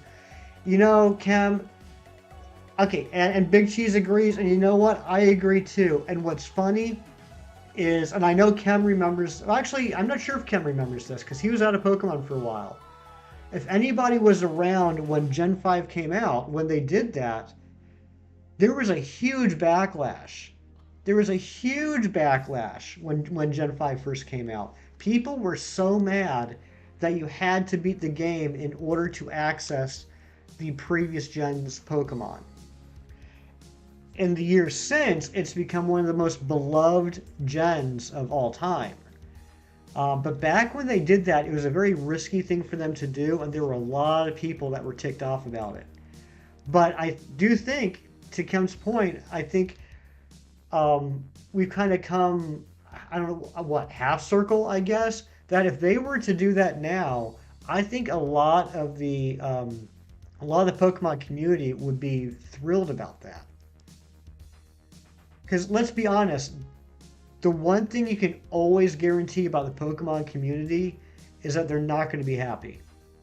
Um, Regardless, so you can give them the exact opposite of what they complain about, and they'll find a reason to complain about that too. Honestly, considering the state of some of the new Pokemon, not sure how I'd feel about that, but it could certainly be cool. Yeah, I mean, they definitely have to bring their A game with their designs, right? Like they couldn't phone it in. They'd have to do good work. I don't hate them, but I prefer more new designs. Yeah, yeah, I get that. I was kind of um, oversimplifying the choices in the poll. I think I denied an egg. What do you think the odds are the egg was shiny? Don't think about it, film. Don't think about it. I've done that before. You're just going to drive yourself nuts. Just convince yourself that a, there was a 0.2% chance it was shiny. There's a 0.2% chance it was shiny, which means it probably wasn't shiny. I really couldn't care less about the new Pokemon. I just really want to use the Pokemon I like. That's a very, very fair opinion too. That's a very fair opinion. Um, I'm a collector. I collect everything, but when it comes to actually playing through the game, I usually only use like somewhere between 8 to 10 Pokemon throughout the entire game. And I've never played a game where I didn't at least love 8 to 10 of the Pokemon. Yeah, Ice Queen, you're right. They did used to ask, "Are you sure?" Like they definitely do that in Gen 7. In Gen 8, they do not. But all this talk, it might sound like I'm complaining about Scarlet and Violet, and I'm not. Like I said at the beginning of all this, I'm on the fence about Wiglet. All right, hold on, Ari. I remember being a kid playing the entire game, not even noticing it. And then, like a year ago, someone mentioned they only had Unova Pokemon. And I was like, oh my god, sure. Yeah, yeah, it's legit. And I don't know this for certain, but I think that's why when Black 2, White 2 came out, they did reintegrate the old Pokemon in the regular playthrough because people were upset. Thing is, I come back to Pokemon for new minds and forms, so games such as BDSP just don't appeal to me. That's fair. That's fair. Did I love BDSP? I didn't love it. I thought it was a good shiny hunting tool for my personal living decks. But when people ask me, is BDSP worth getting and playing, I follow up that question with a question, which is, have you ever played Gen 4 before? Because if you haven't played Diamond, Pearl, or Platinum, I would absolutely recommend playing BDSP because it is a great game. The biggest complaint that everyone has with BDSP is that they didn't change anything. Um, but that doesn't change the fact that it was a good game. It's just everyone wanted more. But if it was your first time, I think it's totally a fun game. If you've never played Gen 4 games, BDSP, you're gonna love it. I would assume you would.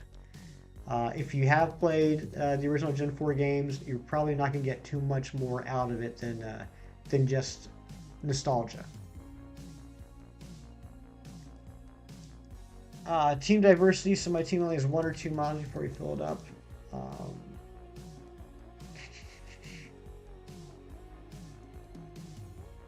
oh, I'm sorry. Honestly, I started working with team diversity, so my team only has one or two mods before you fill it up. I gotcha. I gotcha. I've only been able to play the Gen 4 games because of BDSP. The originals were slow. They were like notoriously slow. Like I'm sure you've all seen the meme of Okoing a Chansey, or was it Blissey? Okoing a Blissey in BDSP and how long it took for that health bar to go down. Uh, oh my god, complaining about Pokemon games are so boring. Yeah, I mean, and I'm sorry. I'm sorry, Stock, if that's how this is coming off. I love Pokemon games. Um, maybe I am complaining, and I apologize if I'm complaining. That wasn't my intent.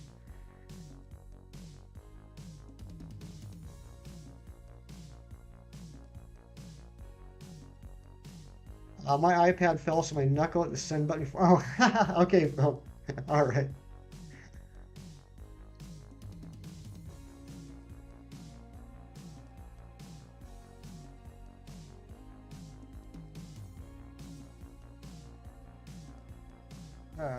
Gosh.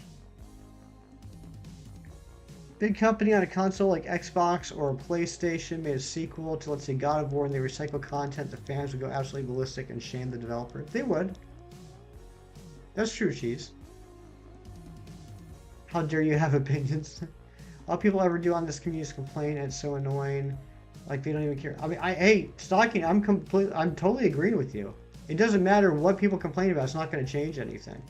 I'm in total agreement with you, and I apologize if this is coming off as like a complaining session.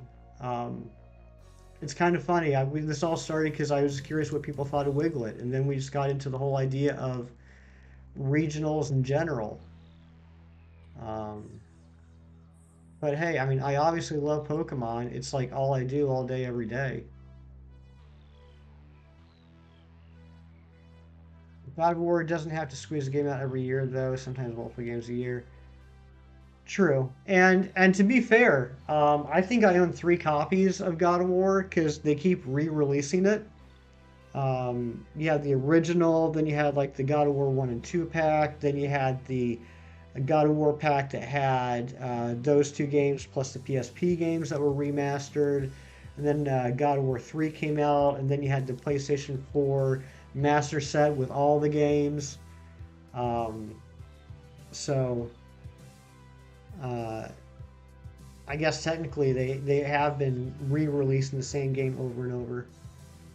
I know they've done that with Assassin's Creed too. I'm not sure how many different times a lot of the Assassin's Creed games have been released.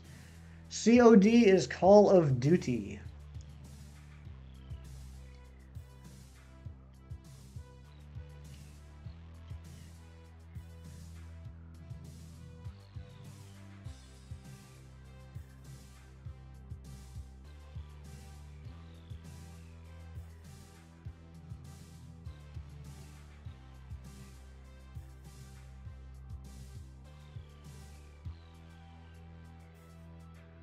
Team Fortress 2 is the pinnacle of shooting people in the face. I would agree with that, Twilight. I remember when that came out. That was huge.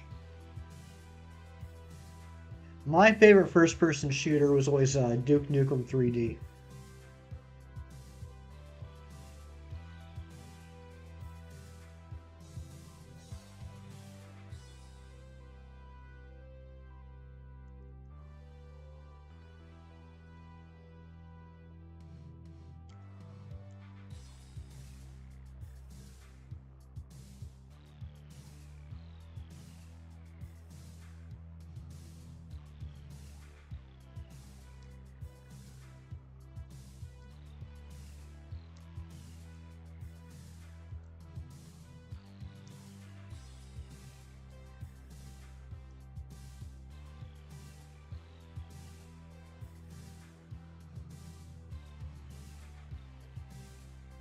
Love Splatoon because the main focus isn't taking out your opponents, it's to cover up the area in ink. I really need to start watching some gameplay on that. I've never played a moment of it, and everyone seems to be super excited about Splatoon 3, and I feel like I'm missing out on something. Again, it's hard to convey in text. I'm getting that. I think I get what you're saying, Big Cheese. I think I understand. Oh, film. Yeah, the old Pokemon gun meme. They could focus on the opponents if you wanted to. Um, yeah, I mean, I think from what I understand, I think Splatoon is a cool concept. I'm not sure how much I would like it though. Um, I mean, I would love to be proven wrong. I just I've never really enjoyed those massive multiplayer games like that. I don't know if it comes from being like an only child, but I'm always most comfortable with playing single player games.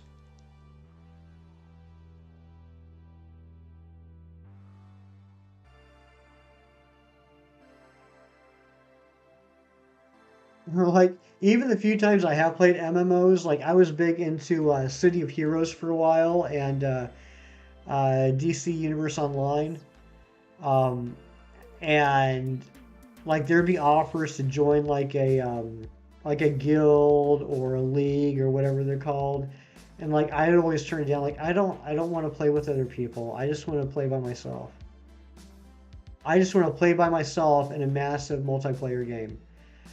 Tiff is here. What's going on, Greeny Beanie? How are you doing, my dear? Welcome on in.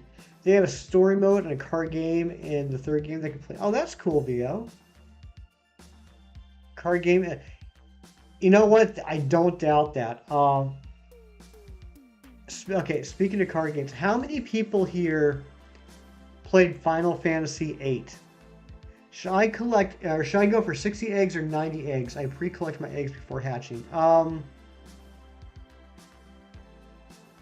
It's Torchic, right, film? I think 60 would be fine. Yeah, yeah, Tetra Master, Big Cheese. I got hardcore addicted to Tetra Master. Um, I like I remember back in the early 2000s in in the state that the internet was back then.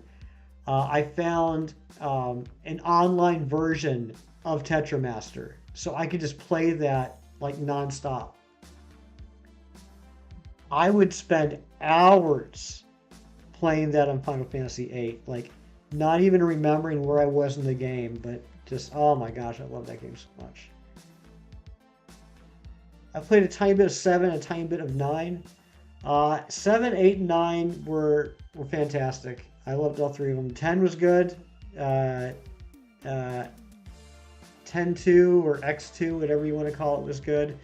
That's about where I left off. 11 was their first online one, and I played that for a couple months and just never really got into it. Um, and then I never got 12. I think I either got 13 or 14. And I played that one for a while, but at that point, okay, when it comes to RPGs, I'm old school, man. I like turn-based RPGs.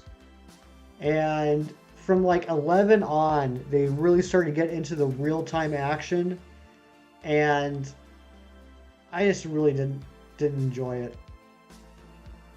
Crystal Chronicles, I remember that. But my first Final Fantasy was what the Japanese would refer to as Final Fantasy VI. In the U.S., it was Final Fantasy III on the Super Nintendo. That was just incredible. That was my first real RPG experience. It was just amazing. 10 is my whole childhood. I replayed that game so many times, which says a lot concerning how long. Yeah, Final Fantasy games are long, and that's another thing. It's funny when I hear people complain about like how many cutscenes there are in Sword and Shield or Ultra Sun, Ultra Moon. I'm like, go play a Final Fantasy game and then complain to me about cutscenes. Final Fantasy 9 is one of my favorite games. However, Final Fantasy 2 on the SNES has my heart. I never really played 2. You know what's a great. Get out of here, Twilight. Get out of here. The Arceus Chronicles. Yes, I did hear that got released on Netflix. I haven't checked that out yet. I still got to finish. I guess still got to catch up on Master Journeys. I'm only like halfway through the most recent season. You know when you play the seventh remake, I thought they did a good job with that. Honestly, with the seven remake, I don't like how it was only like the first quarter of the game.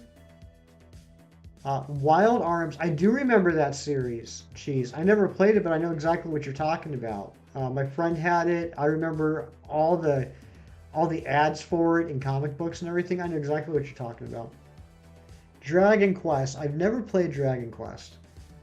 Um, I played a ton of 12, which still had turn-based battles, just where you could actually move around during the battle, which didn't really change anything. Maybe I would like 12 then. I'm not sure why I missed out on 12. Which one had lightning? Was that 13 or 14? That was the last one I played.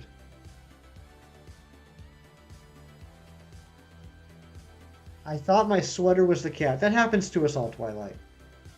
We've all been there. I'm really enjoying my Legends Arceus playthrough right now. It's nice playing something familiar yet new since you have to relearn different things. Very true, Experiment. I think Arceus was a very daring, unique experience that Game Freak put together because it's completely different from any other main series Pokemon game. I thought they really took a leap of faith on that one. I thought they nailed it. My one, I don't want to say complaint. I don't want to say complaint because Legends Arceus is a fantastic game. My one regret, I'll say, my one regret about Legends Arceus is, at least for now, it doesn't seem for me to have the same replayability as all the other Pokemon games had.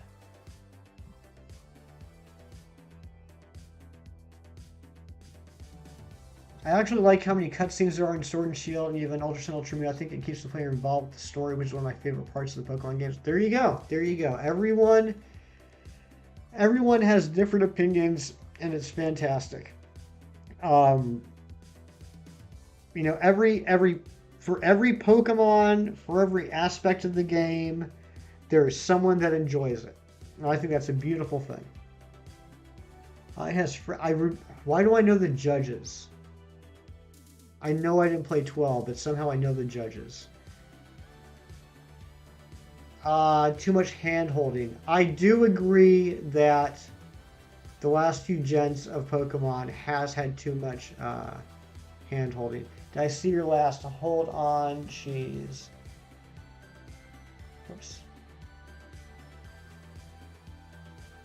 Wild Arms. Yes, yes, cheese. I was saying I do know of Wild Arms. I never personally played them, but I know exactly what games you're talking about. I feel like not enough people talk about how ridiculous critical hits are. In what way, Twilight? I think the judges were. That's how I know it. That's how I know it, Ari. I played a handful of the Final Fantasy Tactics games, and yeah, the judges are in that. It's finding the story about competitive. So much. Uh, oh yeah, yeah. Well, hey, Twilight. At least it's better now than it used to be. Now it's 150% damage. It used to be 200% damage. Oh my God, I love that one I said. You love the one you said. That's good. I'm glad you said it then. It's so good. It's one of the more robust PS1 JRPGs out there. Really, I probably like it. Grimoire of the Rift. I have not. I don't think I have that one.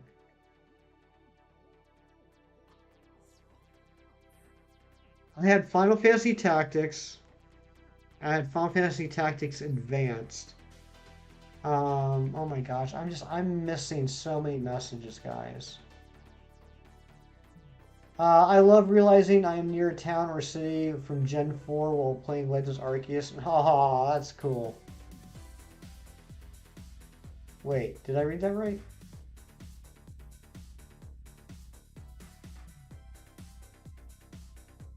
Oh, yes, yes, I did realize. Yes, yes, yes. When you're like, oh, I know exactly where we are. I recognize that from the Gen 4 games. Yeah, that is a really cool feeling. Um, no one ever knows the tactics games. Well, not no one. I do. Good point, but I feel like being rewarded with extra damage for luck is terrible for competitive. Yeah, yeah.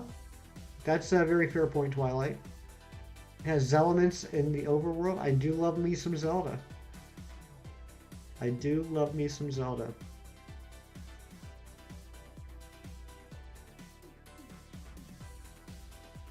I really want to do Legend or Link to the Past on stream one day. Gotta go. Good luck on the Blazing Feline. All right, Experiment. Thank you for being here. I hope you have a great night, my friend.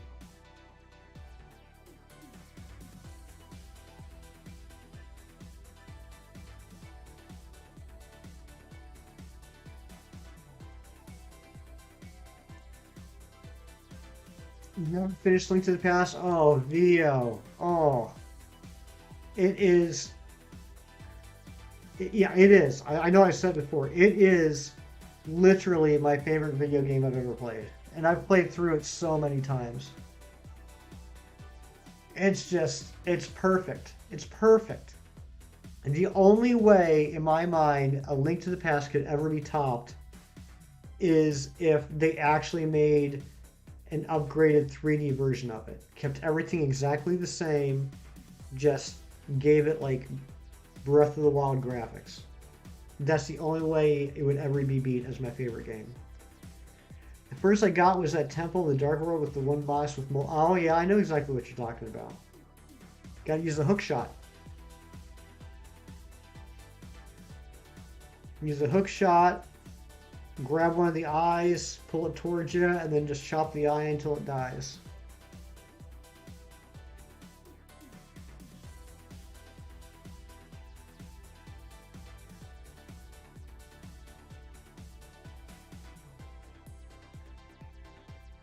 And then all the little side quests and side stories with all the different characters that have their own little lives going on. It was such a unique aspect when that game came out.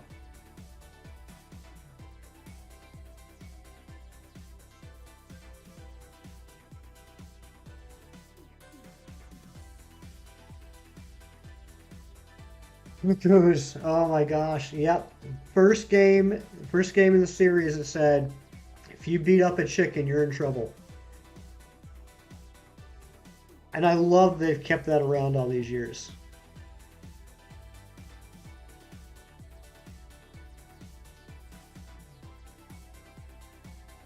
Right. This is getting bad.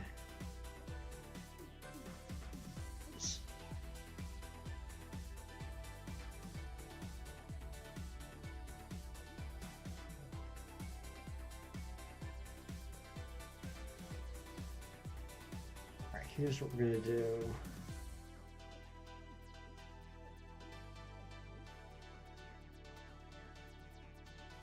Kind of want to do a Soul Link. I would like to do a Soul Link at some point, I think, but I definitely have to do. I'd have to actually complete a Nuzlocke on my own before I feel comfortable enough or confident enough to try and do a Soul Lock.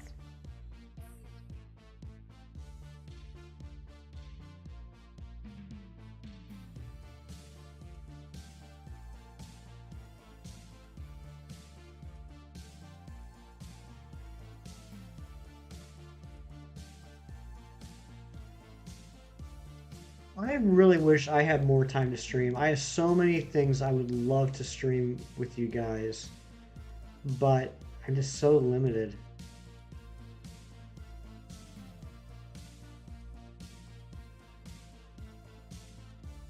If Phil Master's talking about a soul lock, which I think he is, Big Cheese, a soul lock is a nuzlocke that you play with another person. So, like, if you and I were doing a soul lock, I'd have, let's just hypothetically say I'd be playing black, you'd be playing white, or it'd be the same game, whatever. Um, like you and I would each be doing a nuzlocke, but on on each route, the Pokemon we get, right? We're not allowed to get the same Pokemon. I don't even think you can have the same typing. So, like, is that right? Maybe I'm getting too deep in the woods here. Basically, like, the Pokemon I would get on Route 1 would be linked with the Pokemon that you get on Route 1.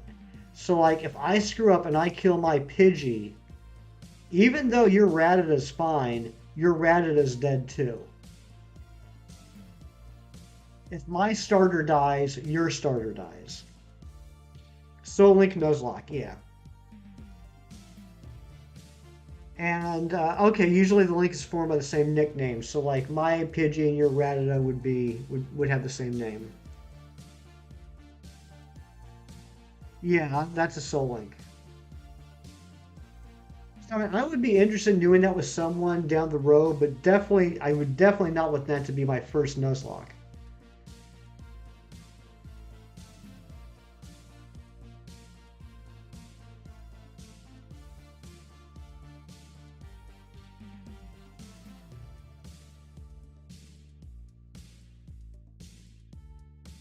It would be good for a collab, absolutely. I wish Pokemon games had official game challenges that you could select before starting to file. That'd be cool. That'd be really cool, Ari. Whatever happened with choosing difficulty? Remember how excited everyone was in Gen 5 when they added a difficulty selector?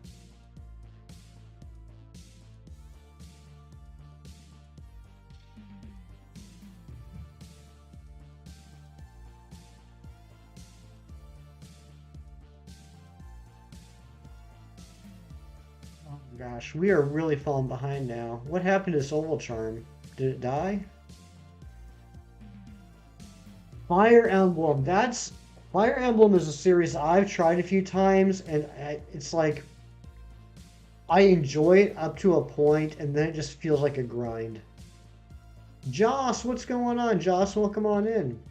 I'm gonna go grab lunch and dinner. All right, Dairy Light, Dairy Mint, Daylight, Ice Queen, Azalea, my friend.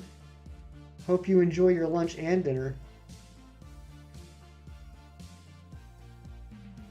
Which uh, which which Fire Emblem was it I played a lot of? Um, the one with the girl with the blue hair.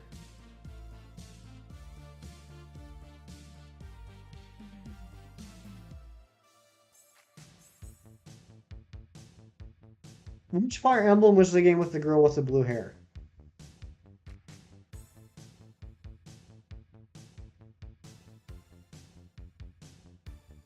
That one, Twilight. What was the name of that one?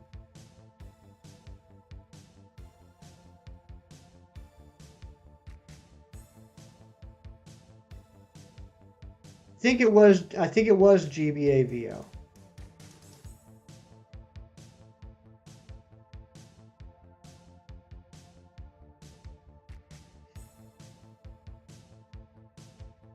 Yes, yes, VO, you nailed it. Yes, Erica. Erica, that's who it was. Sacred Stones? Okay. Yeah, like I really enjoyed that up to a point. And by up to a point, I mean like 20, 30 hours in. And then it started to feel like a slog to me. And that's just kind of how I feel about Fire. Like I have a weird relationship with Fire Emblem. Like I respect it a lot. I get why people enjoy them so much. And I enjoy playing Fire Emblem for a while. and then it starts to feel like work. I mean, I don't know how else to describe it. It just after a while, like after like I get to like halfway through the game, um, it just starts to feel like work.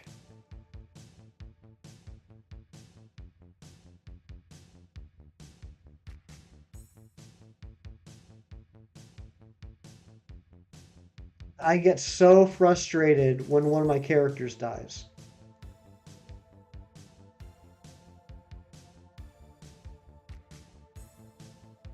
I loved Awakening so much because of Crom, one of the few fictional, wholesome good boys that you love.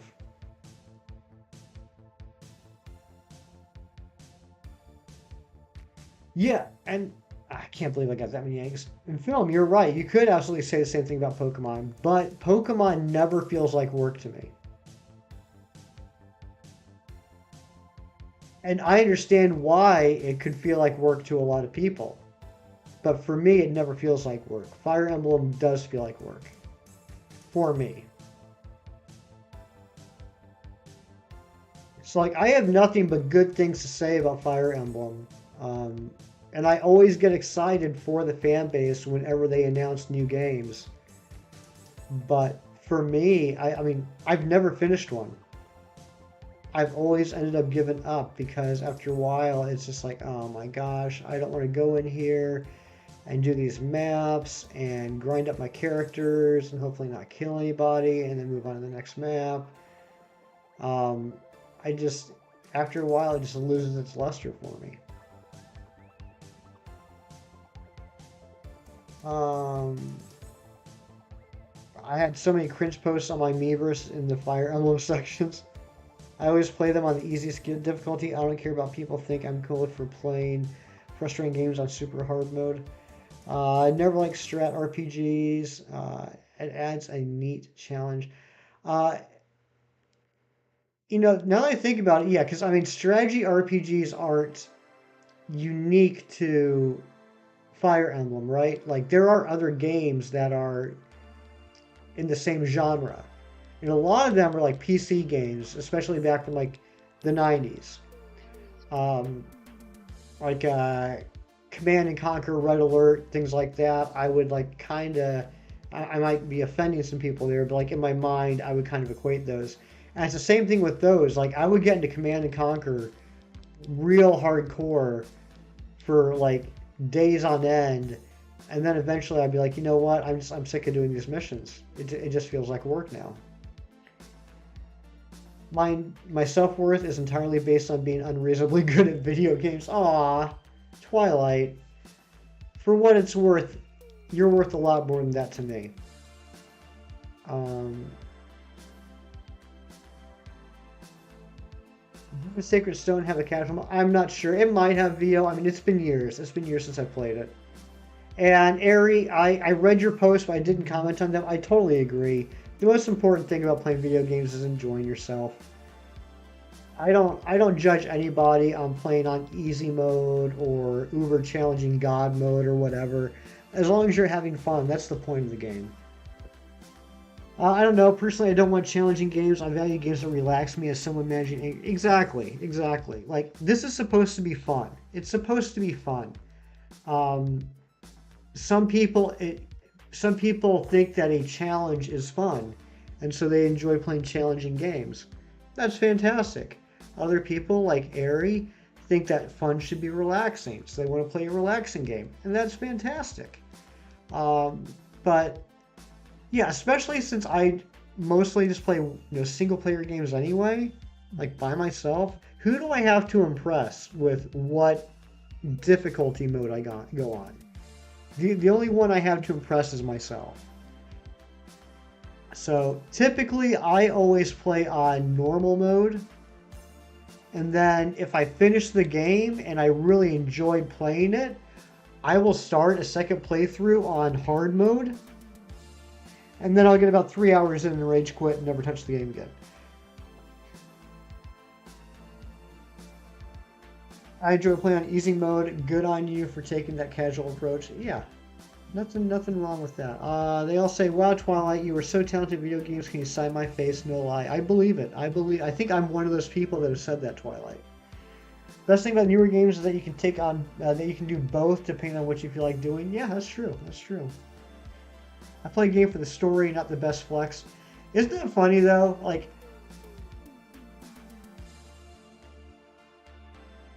I totally agree with you, Cheese, but at the same time, I'm being a hypocrite. Like, it's fun. I guess it depends on the game because, like platformers, I don't play for story, right? Um, I mean, most platformers, kind of have like weak stories to begin with. Like, I'm not playing Super Mario 64 for the story. Um, Super Mario Odyssey actually had a pretty intricate story for Mario, but I wouldn't say I played that for the story either. I've told you guys several times, as much as I love Pokemon, I don't play for the story, and half of the lore I know about Pokemon I've learned from reading you guys in chat. I never paid attention to that stuff when I was playing them. I never knew about like the original dragon, or the Pokemon War, or the Burnt Tower, until you guys told me about it. Because I always just spammed B, because I wanted to get back to collecting. As horrible as that sounds. But like most other RPGs, I love the stories. I absolutely love the stories, and I would absolutely play them on easy mode or normal mode because I want to go through the game at a good enough clip that I can stay engaged in the story. Only good at two things: Pokemon and fixing electronics. You're wrong, film. You're good at three things: Pokemon, fixing electronics, and being a good friend.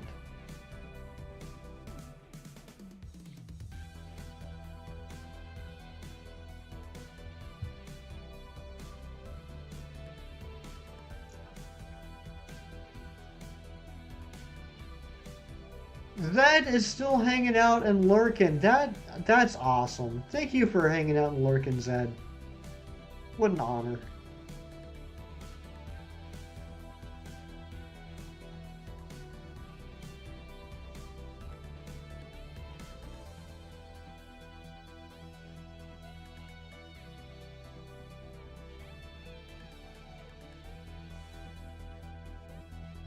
Can't believe you guys let me ride around the bike that long without switching out eggs.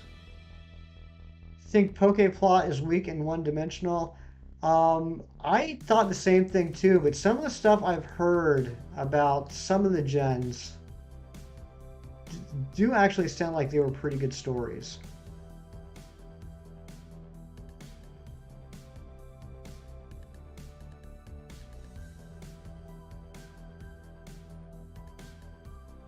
Funny how something like Kirby has some of the darkest deep lore. I've heard that. I've heard that, and I've seen some of the memes, particularly about this new game.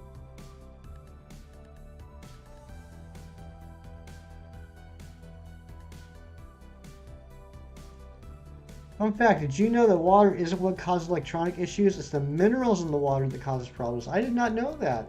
Film. Thank you for teaching me something new.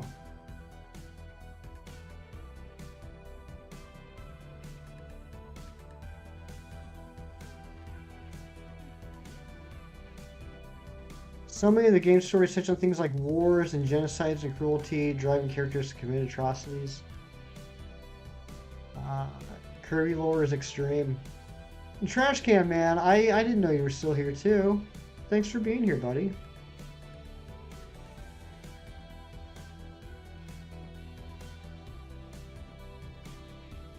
Yeah, I've really been thinking about picking up that new Kirby game. I just don't know when I would have time to play it. But I mean, it looks really good. I've watched like Dice Art Universe play it, and I mean, I haven't played a Kirby game since Kirby's Dream Land. Fun fact: one time I punched an air conditioner. That is a fun fact, Twilight. I appreciate you sharing that with all of us. I love how Kirby Beam is ascended after World of Light trailer.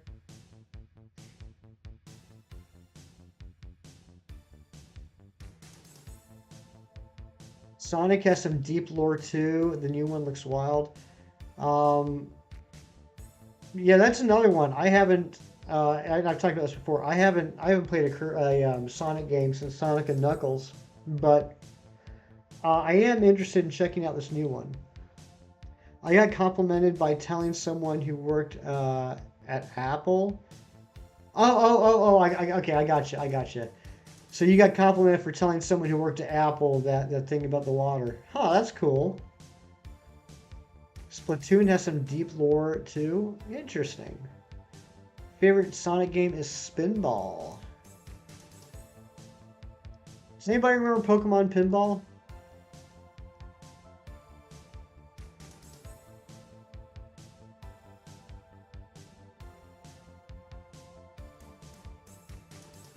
Still looking forward to Metro. Oh my gosh, Zed, totally. So I even mentioned this earlier. Like I'm not a huge first-person shooter guy, right? Although I did like Duke Nukem 3D a lot. I'm not a huge first-person shooter guy, but I freaking love the Metroid Prime series. I absolutely love it.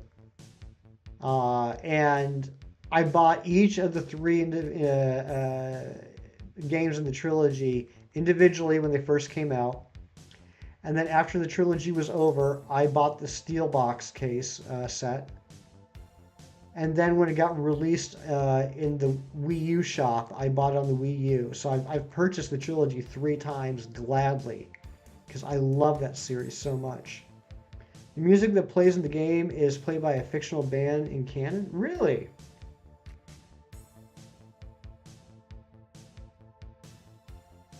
And Metroid Prime is just such an amazing series.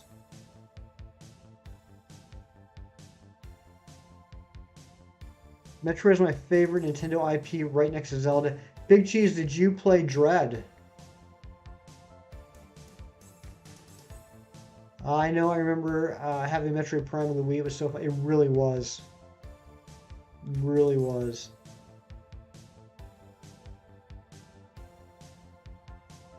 Metroid Fusion, that was a good one. That was a good one, VO. For me, I mean, I guess it would have to be the Metroid Prime series now, but Super Metroid was just absolutely groundbreaking. Of course, you have a collector's edition as well as the Amiibo. Nice. I really like Dread. I really enjoyed Dread. It was such a like breath of fresh air, but like a throwback at the same time. I just I don't I it was such a like all the nostalgia, but new content and concepts. It was a nice little combination of old and new. Um, I loved it. I loved it. Um, I do somewhat understand the criticisms that it got about being too short of a game. Um, I myself, when I got to the end, was a little surprised I was already at the end. It didn't detract from my enjoyment of the game, but admittedly, when I got towards the end, I was like, oh, oh, that's it. Okay. Madrid was a story. Yes, yes. And it was chronologically the first new game we got since Fusion.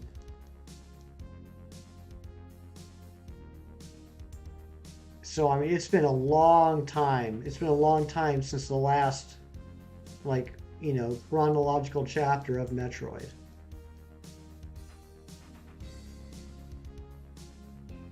You got lost in Metroid Dread. Oh my gosh, I had so much fun on that. I showed this off before, and Rashi appreciated it. Rash. I don't know why I called you Rashi. I'm sure you have beautiful skin. I know you have beautiful skin. Um, I heard they've been teasing for a long time. 15 years sounds about right. 15 years sounds about right. Let me see here. Nope, that's not it.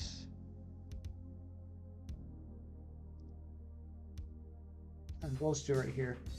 Um, whoops, that's not what I wanted to do.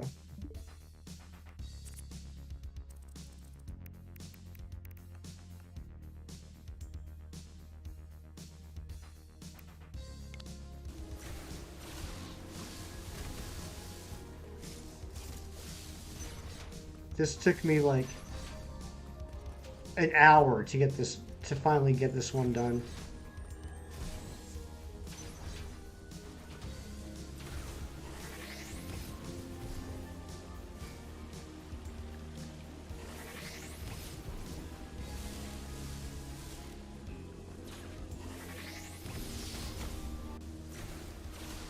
Ah, I'm still so proud of that. If you guys have never played Metroid Dread and don't know what that was all about, you can you can charge up your suit, but it lasts for a very limited time, and in that like maybe 3 seconds. And in order to get to that area, you had to like keep the charge for that entire path without losing it. And that took me like an hour to get. How are you on this fine 8:17 p.m. Eastern Daylight Time? I'm doing fantastic, Twilight. Thank you. Froaky's here. Froaky, my good friend. Can we please get some love for Froaky? I want to see all the love in the chat for Froaky. Froaky has done so much for this channel, without even being asked to. If you guys like, um,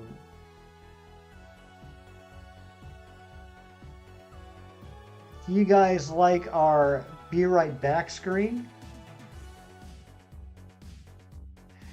if you like our intro and outro screen,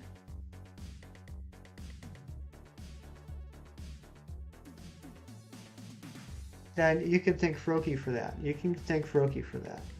Cheese, you taking off. I will see you in the morning. I'm going to try and watch at least the second episode of Andor tonight, Cheese. So yeah, because pure water does not conduct electricity, which pure water cannot be found in nature, it is in fact the minerals that cause damage. All right, film. Thank you again. Thank you for teaching me something new today. I appreciate that.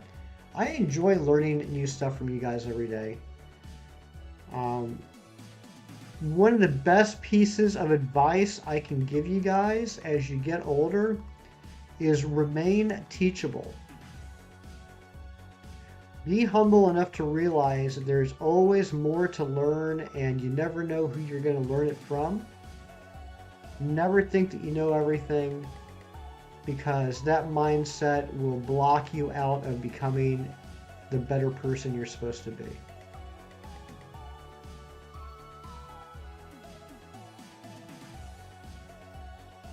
Nobody knows what I'm talking about.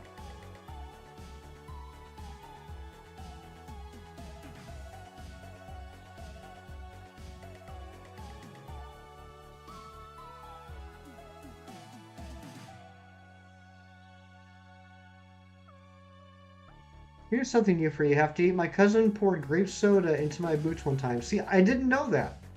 I had no idea about that. If someone would have asked me about that, I would have no answer for it. But now Twilight taught me something. Nah, not wise. Not wise. Just, not even experience. Just...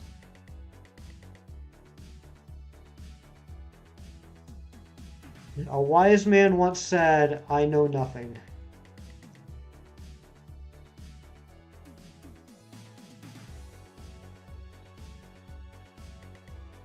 I just learned my ACBs. I'm so proud of you, Froaky. I forget the name of it, and I really wish I remembered it, because it was one of the most mind-blowing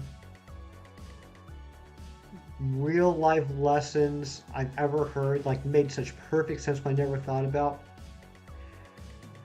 People who know the least are convinced they know everything. The people that know the most are convinced they don't know anything. And And what I mean by that is, like, let's take an example. Let's say you have a guy that's, let's say you have a girl that's being like a real Karen, right? So like she's got a relative that's going through some health issues, and the doctors are giving uncertain diagnoses, and they don't know exactly what they're going to do, and they can't fix it right away. And the Karen, I shouldn't say Karen, I mean her relative is going through it. She's probably just scared and being protective. The relative is like, I don't understand what the problem is. Why don't you just cut her open and take that out of her and fix it? What's so difficult about that? Why don't you just do your job and take, you're the doctor, fix it. It's not that hard. Just chop her open, take it out, right? So this person that knows nothing about surgery is convinced of how simple it is. The doctors who have spent a lifetime studying this, that are actual experts in this field, realize there are so many uncertainties that they cannot account for, that they cannot anticipate, and they know the possible bad outcomes that are going to come from it. So the less someone knows, the more they're convinced they know everything. The more someone knows, the more they realize they know nothing. And I did a very bad job of explaining that, but I heard someone explain that to me once, and it made absolute perfect sense. And there's actually a term for that. It's like it's not a theory. It's like a paradigm or something that and I mean the surgery is like just one example, but it's just that idea of like, the more I learn about a subject, the more I realize how little I know about that subject. And you can see it all the time if you just like, I don't want to get political or anything. I'm not going to get political, but you can see it. Thank you. I knew Chem of all people would know it. Dunning-Kruger. You can see it all the time if you turn on the news. You have these commentators that are complaining about decisions that are made, or issues in the world, and they're trying to simplify and be like, I don't understand what the big deal is. Why can't everyone just blah blah blah? And it's because they don't understand the intricacies into that particular aspect. The more you learn about something, the more you realize how little you know about something. Thank you, Ken. Thank you. That was going to drive me crazy. And in my head, I was trying to figure out, what search term am I going to use in Google later to try and get the answer to this question. The fact of the matter is, you can truly never learn anything. It's utterly impossible to learn everything about something completely impossible. Exactly, Twilight.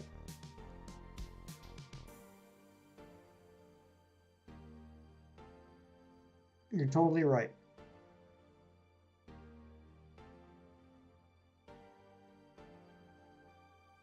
And even in our little microcosm, you see it all the time, right? Like, I'll admit, I try not to, but I have a pretty decent sized ego when it comes to Pokemon stuff. I feel like I do know a good amount about Pokemon, but I am constantly learning new things about Pokemon from Chem, from Shining Umbreon, from Brandon R24, from Gage. I'm constantly learning new things, and all those people I just mentioned who are mentors and role models to me, I constantly see them learning new things on their streams. Hey, there's Brandon. What's going on, buddy?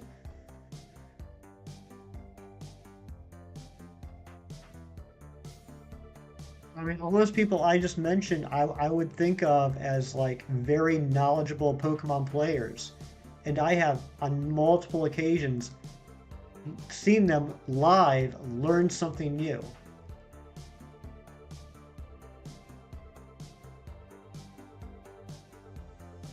Thank you, Ron. Brandon, how was your day?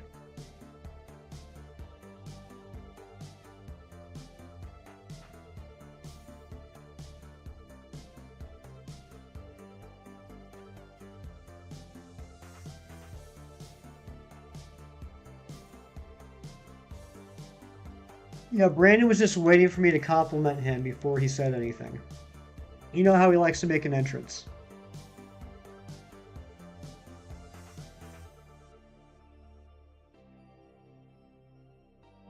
When Ken did the Everstone trick for non-native Pokemon, every single streamer was talking about it because I didn't know that. That blew my mind, Razzie. That blew my mind. I never knew about that. And Kem, just it is adorable. Kem way is just like so nonchalantly like, oh yeah, just throw an Everstone on it. No biggie. I actually clicked on you were talking. Seriously, Brand, you came in right when I was talking about you. That's funny.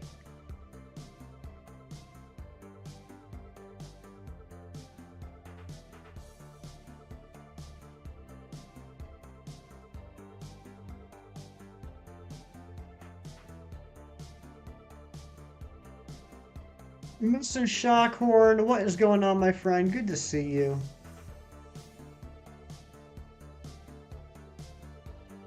I think this channel has a pretty good record of finding a shiny after Brandon R24 comes into the stream, so I feel like we might be able to get this in the next half hour. I sometimes like to enter with, speaking of Twilight, because you can never be sure. Nice, nice Twilight, I like that. How you doing this evening, Hefty? Mrs. Shawcourt, I'm doing fantastic. I had a great day at work. I got food in my belly. I'm hanging out here with my friends. I'm playing some Pokemon. What is there not to be thrilled about? You're here. I'm not sure how much better tonight can get. How are you doing?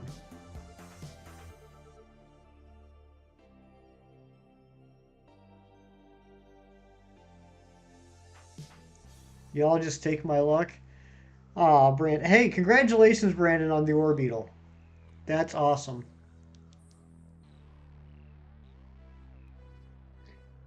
Good, relaxing after a long day. Very nice. Very nice, Mrs. Shockhorn.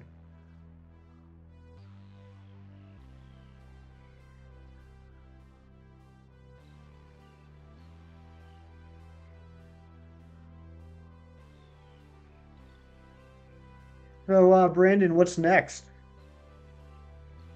I wasn't able to get in the stream last night, so I don't know how early you caught the Orbeetle. I don't know if you started New Hunt last night, but what's next on the Galarian agenda?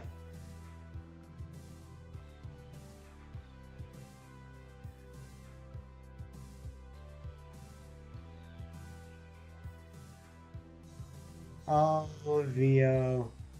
Centiskorch. Nice, nice.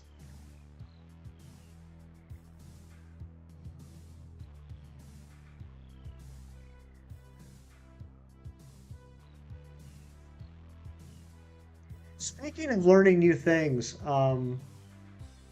Brandon, you weren't here for it, Kim. I don't know if you were lurking for it. I'm sure both you already knew this. I did not. Watching Kim's stream this morning with the community hunt, it got me thinking because in order to participate in the Hone Edge community hunt today, everyone needed to change uh, their date to 9/25. And I never mess with the dates because with my OCD brain, it would bother me forever if I caught the shiny and the date in its profile didn't match the date that I actually caught it. So that's why I've never messed around with the dates before. But I was thinking about today, and I contacted Shining Umbreon because I figured of anybody he would know, and he wasn't sure about this. But the question I posed was if I change, like, hypothetically today's is 9/28, and I change the date to 9/25 so I can go for a Hone Edge, and I find the shiny Hone Edge.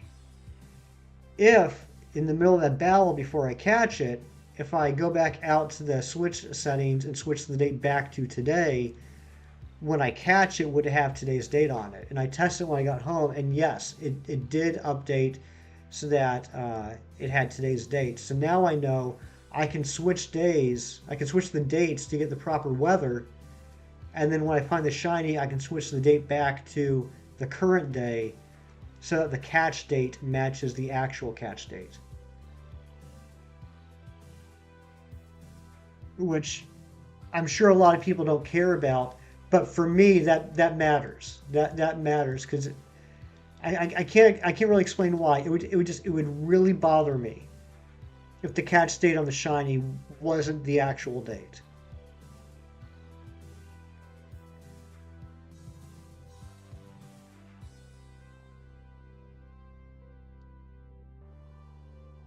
Yeah, so apparently, because like Shiny and Umbreon and I were theorizing about this in DMs throughout the day. Um, I was wondering about that Razzie too. I do want to do a little bit more research to find that out. I want to find out some research when I find that out. But we were theorizing about it, and apparently, when you have that encounter, everything is set, right? Everything is set with that Pokemon when you encounter it. The stats, the level, the nature, the gender, the shininess, etc. Except for two things: the date of the capture, and then obviously the ball that it was caught in. It can't. It physically can't. It's impossible for that to be set until you catch it. Way Gaming, what's going on, my friend? Thank you for stopping in. Thank you for the luck. Um, so as far as I know, from what I've been able to tell, those are the two aspects. Um, what about the mark? That's a good question. That's a good question, Razzie. It's funny when I was testing this out. I was going for the hone edges, and obviously I wasn't like getting shiny. I was like catching the first hone edges I found. And so first I did my control subject. I changed the date to 925, caught a Pokemon, and saw the date in the profile was 925. That one had a mark. It was a mark I hadn't had before. It was the flustered mark, what I will call the clustered mark. Uh, and so then uh, same game, still playing, didn't restart or anything. I encountered a second hone edge within the battle, changed it back to 928 and caught it, and that one had a mark too. So I just thought it was funny, like, and that was a sociable mark. I thought it was funny, like I was just testing out like when the data saves, and both of them happened to have the mark. But that's a good question, Razzie. I will have to test that. I don't know exactly how I'll do that. I guess I'll have to keep resetting the game until I find a Pokemon that has a mark, and then restart the game, run into that same Pokemon, change the date, and see if it still has the mark. Yeah. But another thing I've always wondered, and I don't know if anybody knows the answer to this. I can't remember if I've asked this before. So, when you have an encounter, right? Like let's say let's not even talk about like the overworld encounters that we have in Legends Arceus and Let's Go, and half of the encounters in Sword and Shield. Let's talk about traditional random encounters. All the encounters in Gens 1 through 6 and the exclamation points in Sword and Shield. When you encounter that Pokemon, that's when everything gets set. Nature, IVs, gender, species, ability, etc. Shininess. That's when that all gets set. Does anybody know the order in which it gets set? Because obviously they aren't, even though it might be by a millisecond, all these things aren't determined at the exact same time. It's got to go in order of operations. Perhaps the first roll is for the species, the second roll is for the gender, the third roll is for the nature, etc. Does anybody know what order the different aspects are determined in? And the reason I ask is I would hate to find out that the shininess is determined before the species. Because imagine I get a shiny random encounter, but it was not the species I was looking for. Like in that case, I would have wasted my shiny encounter on the wrong Pokemon. No, shininess is determined at the end. We got no problem.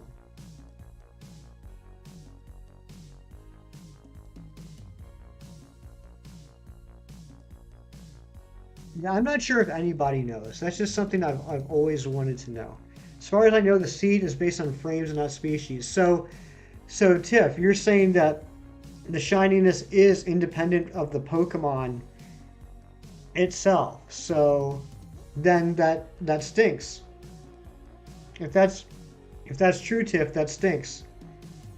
Um, because then in in my own words, I could waste my shiny encounter on the wrong Pokemon. Not in Pogo Go. Pokemon Go is the exception. I still don't quite understand how shininess works in Pokemon Go.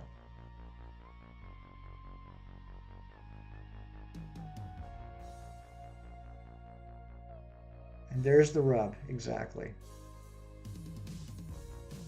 Another reason why I like doing the overworld encounters. I I like I like being able to control what Pokemon I'm running into. Even in I know last summer I spent a few months doing friend safaris in X and Y to get all the shinies I needed from friend safaris. And that was a fun time actually. It wasn't the most exciting of hunts, but just overall it was a fun time. I met a lot of people in the Reddit community. It was fun, kind of like doing a scavenger hunt, looking for all the different friend safaris so that I could access all the different Pokemon that are available there. That was pretty neat.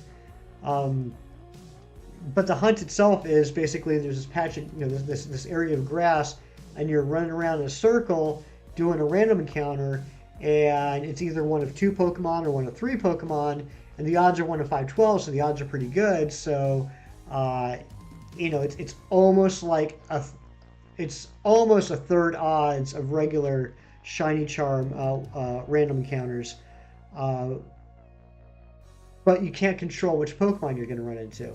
So, like, let's say I was looking for a shiny Scolipede, but I ended up getting like 3 shiny Venomoths before I got the shiny Scolipede.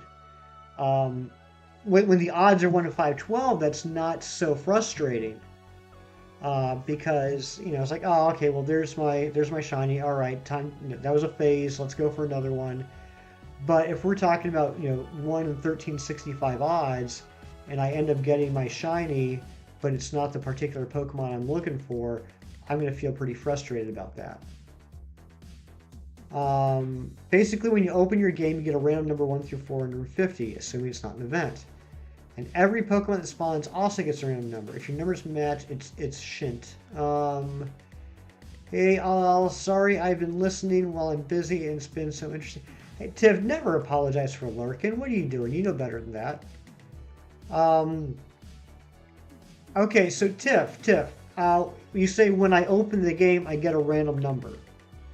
So, does that mean that I could open the app, check the Pokemon that are around me? They aren't shiny. I could close the app, open the app again, and check again. It's different every time you load the game. Okay, so I can't calculate the odds in my head at this moment, but then it would be a method to just open the app, check, close the app, open the app, check, close the app, open the app, check, close the app. That's an actual method? No, because once you've encountered Pokemon, its number is set. Yeah, but if I close the app and reopen the app, I'm going to get another number, right?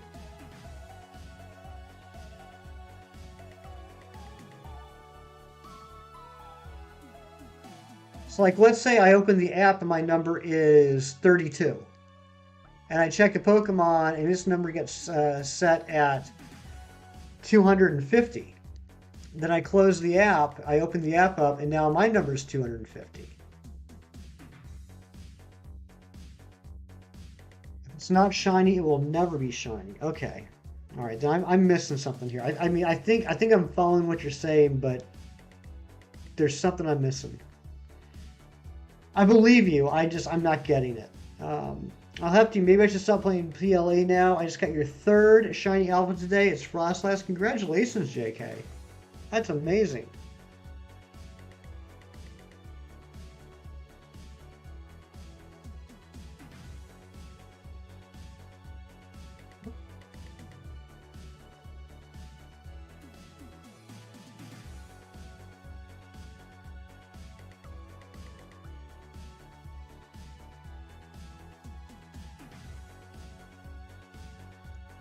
Shining Umbreon just butt dialed me. Hold on a second, guys.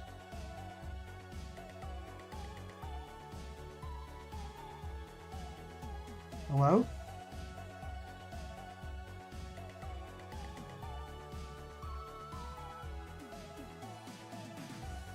Hello?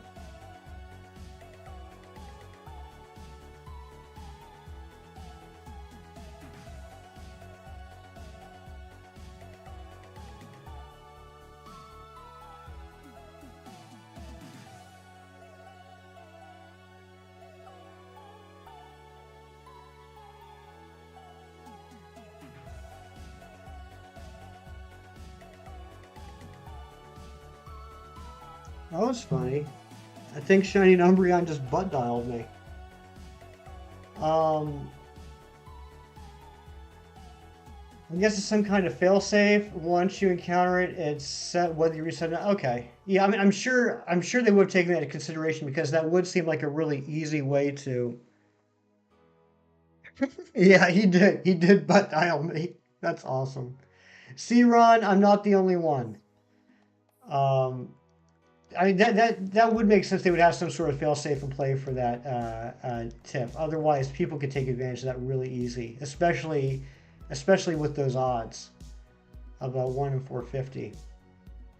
Daylight's back. Welcome back, Daylight. So my PLA 8-month anniversary shiny catch list reads as follows: Tentacruel, Gibble, Quillfish, Stantler, Shalfa Solio, Shalfa Turtwig, Glamio, Ambipom, and Shalfa Frostlass. That's incredible, JK. Good job. But it's all RNG. Well, yeah. Yeah. I mean, all shiny hunting is RNG. Got some chicken and fries. Very nice.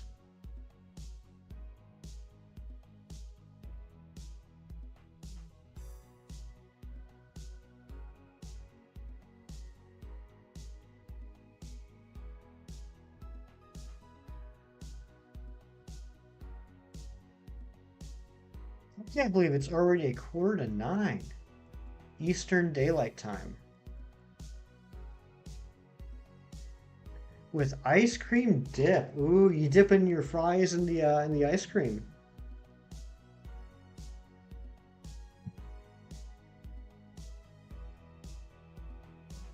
Tiff, I feel like there was something I wanted to ask you and I forgot. Like from earlier today. I hate that. That's the problem with getting old. It's daylight time. That's right. It is daylight time.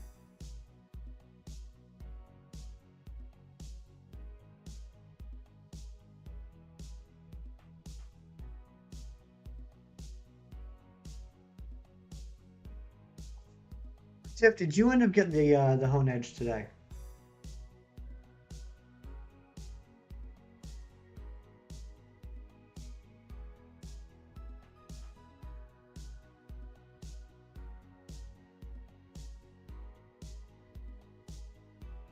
Eating dinner right now. Broccoli, cheese soup, and bread bowls. Ooh, I love bread bowls.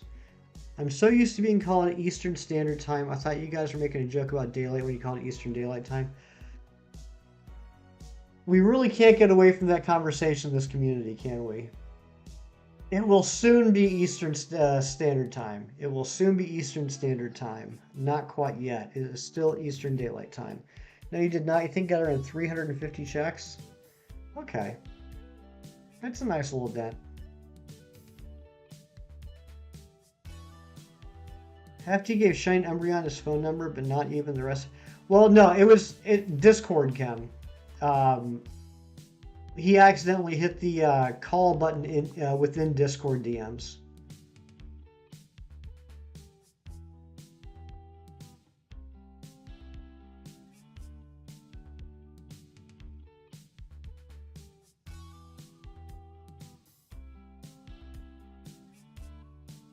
And I would gladly give you my phone number, but I don't think you'd want it.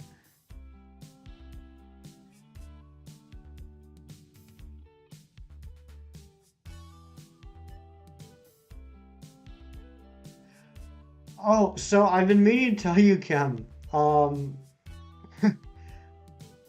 so the package I sent you, and I talked about how it was like the first time I've like filled out customs forms for sending mail, internationally. Um, on the form, I had to put the name of the person I was delivering it to, and it asked for a first name and a last name. So if you have to sign for it, you're going to have to sign for it as Chris Nation.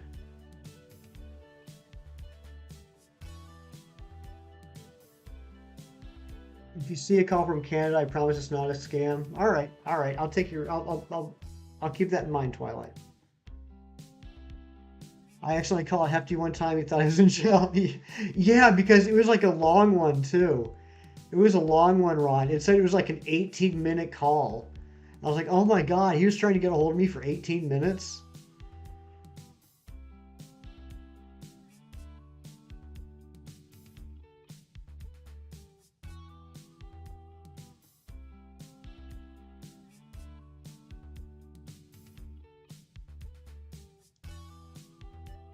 Knowing Kim, he probably has like an ID, a passport, a social security number under the name Chris Nation.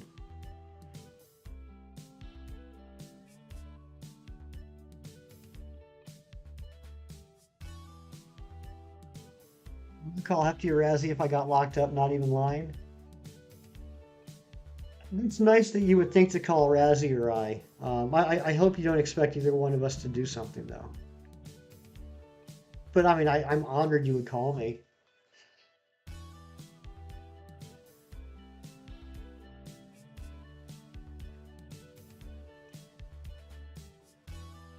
Kim could literally come visit me and be home the same day. He just doesn't. Wow.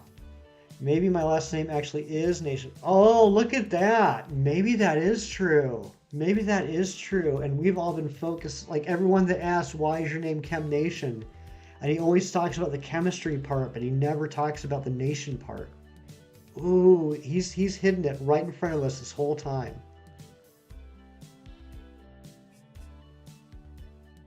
Bombshell, that's right.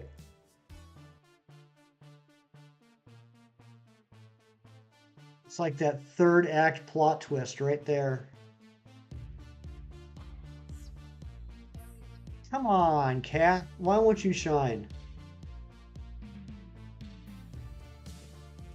Ah.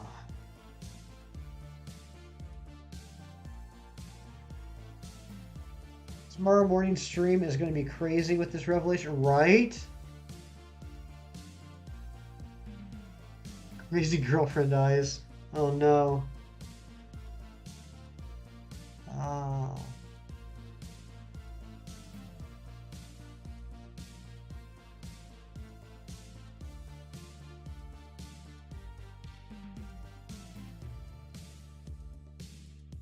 So I started doing a soft reset hunt for Rayquaza in. Oh my gosh, Kevin, I want to tell you about this. You're gonna punch me through the monitor. So, um, after getting the type null yesterday, I was very happy, but I was a little rudderless with what my daily hunt, like my during the day hunts, were gonna be. And there's still a few Pokemon that I need to, for lack of a better term, reclaim because the shinies I have are from giveaways. So I have like a shiny mystery gift Rayquaza, but I don't have a Rayquaza with Hefty as an original trainer. Um, if I caught you from prison, it would probably be to tell you that I'll be lurking. Nice, Twilight. I like that. So I was like, all right, well, let me throw Kyogre and Groudon on my party, and we'll go in the Ultra Wormhole, and we'll see if we can find a Rayquaza. So my first trip in the wormhole, I'm going through, and I haven't done wormholes in months, and I'm doing all right. I'm doing decent. I oh, thank you, Pirate Hunter. Appreciate that. And I'm getting greedy, right? Like I'm going further and further, and I'm passing up all the two ring holes because I want to try and get that guaranteed legendary hole. And I get to that point where they stop giving you the, what do we call them? Not the electric blueberries, the good ones. The the good rings or the pellets or whatever. They stop giving you those, and all that's left are like electric blueberries. And I'm slowing down, and there's not even any wormholes left.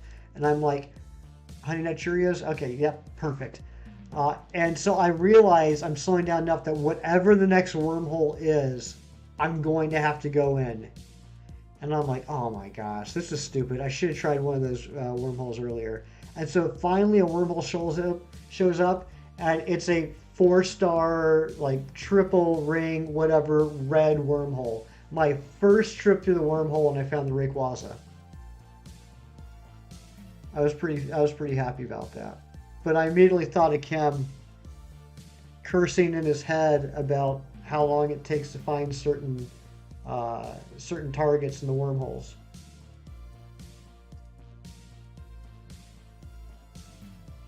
We're 300 checks in on it now, and I checked something. I couldn't believe it. Um, I was using the catch calculator to plan ahead to see what my chances would be to catch it in a Premier Ball if it was uh, if it was paralyzed and at 1 HP, and with the no, actually not even with the road catch going. And it said that the catch rate was something ridiculous, like 37% for a Premier Ball. I, I always assumed that Rayquaza would have had a much lower catch rate, and now I'm kind of regretting all the legendaries I hunted in the wormholes and caught with Ultra Balls because I figured it would take way too long to try and catch it into a premiere. It's snuggle time with Lil G, so I'll be lurking with no audio. All right, Mrs. Shockhorn, thank you for being here. With the shiny. Oh no, we didn't find it yet, Daylight. I was just preparing for when I do find it. I was just preparing for when I do find it. I was using the calculator. I think Rayquaza has the same base legendary catch rate. Yeah, I didn't realize it was that good. I thought it was going to be a lot harder. It was basically telling me that I had a 50% chance of catching it within three throws.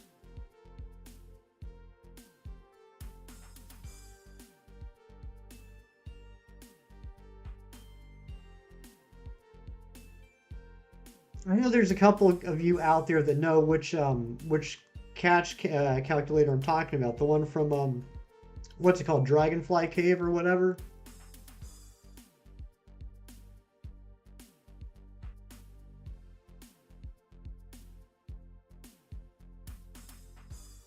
But yeah, after I get the Rayquaza, I gotta get the legendary beasts because my shiny legendary beasts are the ones from the GameStop giveaway back when I think back when Black dropped. I think that's when it was because like when Black and White came out, there was this event where if you brought the three legendary beasts specifically from the GameStop event and put them in Black and White, you could access an event that would give you Zorua. And that was the only way in Black and White that you could get Zorua. Yeah, 2010. Yeah, Razzie, that's it. Which I forgot about till I was doing a little bit of research on it. Zorua and Zoroark were event Pokemon in the beginning. You couldn't go hunt for them in regular Black and White. You had to do this event in order to get them.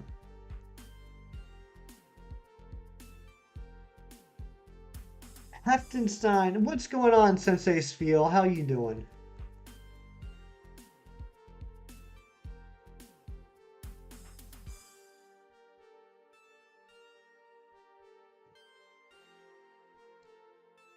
Event only in black and white. That was ridiculous. I was the only one of my friends that did that, so I was on egg duty. Exactly.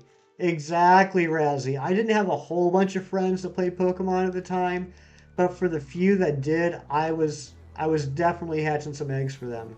Or breeding some eggs. Yeah, back in 2010, the popular guy in the friend group was the one that could get Sarua. All right, you guys can hear the song. You know what this is. It is that countdown that is final. Uh, Looks like we'll probably make it to 1365. Actually, let's just try and we won't collect any more eggs tonight, and we'll just see 55, 60, 65. Nah, we're gonna need 5 more eggs. Let's see if we can hit 75. I don't know if we can or not. Uh, but regardless, I want to go ahead and thank everybody for being here. You guys have been incredible. I appreciate you hanging out tonight with me. Hello again. What's going on, Devious? Welcome back in. Want to thank. Come on, last second shiny. I hope so, Ron. I hope so. I want to thank everybody for being here. I want to thank the mods for doing a fantastic job. Um, I don't know if we got any lurkers out there. Maybe this is your first time here, but I appreciate you being here. Maybe maybe you got your sub set to private too, and maybe you hit subscribe during the stream, and I wasn't aware of that. I'd like to thank you if you did that, and I'd appreciate if you let me know so I could thank you in person. Can we get a sub count, by the way? Would someone mind grabbing that for me?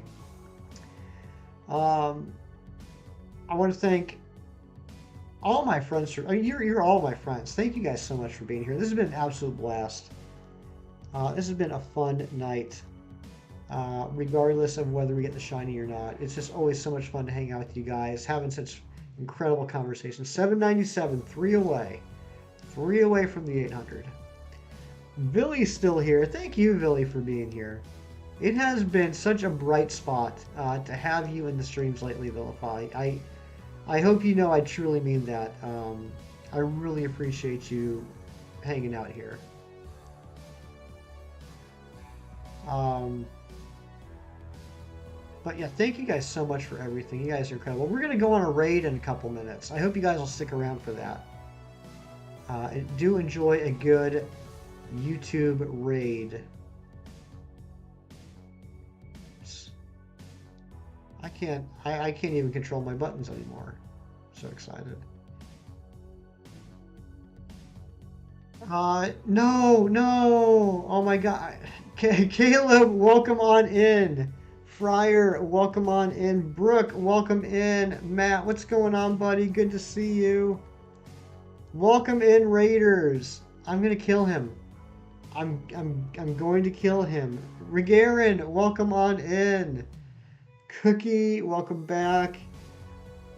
Uh, Welcome on in, Shinies. Fidgets, what's going on? Welcome back. Where is he? Where is he? I have to yell at him. There he is. Thank you for the raid, my friend Shinies. I was literally getting ready to raid you. I was literally getting ready to raid you. So darn you for robbing me of hanging out in your awesome stream. That's funny. Lilymon Cat, welcome in. Good to see you. Yeah, we'll do.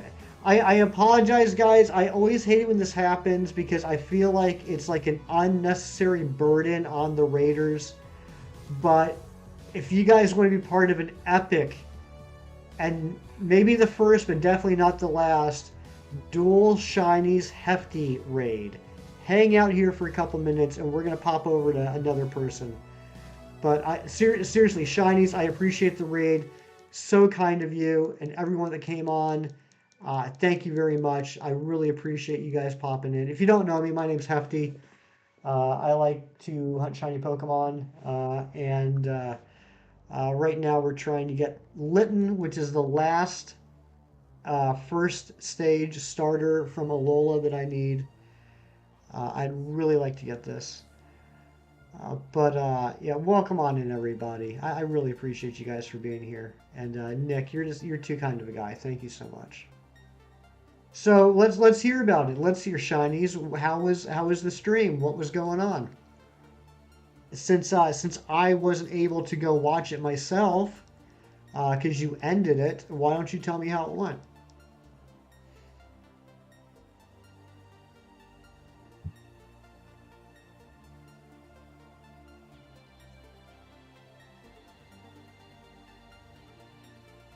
No Hone Edge, but we played the new and improved Paldean Poker. No winners, but dang, it was fun. That was a fun game this morning, Shinies. You did a great job with that. Everybody on my side, if you haven't already subbed to Shinies, what are you waiting for? Go do it now. This guy is going to be huge.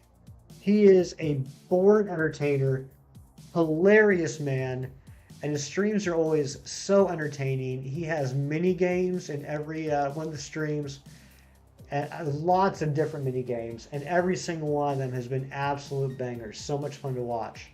So please, please go sub to Shinies. He just hit 500. Let's help him get to that magic 1,000 number. Um, like all BS aside, I'm not just saying this because he's nice enough to come raid us. Nick has quickly become one of my favorite streamers and also a very good friend of mine. I would never tell you to go check out somebody that I didn't actually enjoy, but Nick's just a fantastic guy. If you're not watching his streams, you're just robbing yourself of joy. So please go check him out. And I can't wait to be one of those people that say, I remember him when he was just a little fella.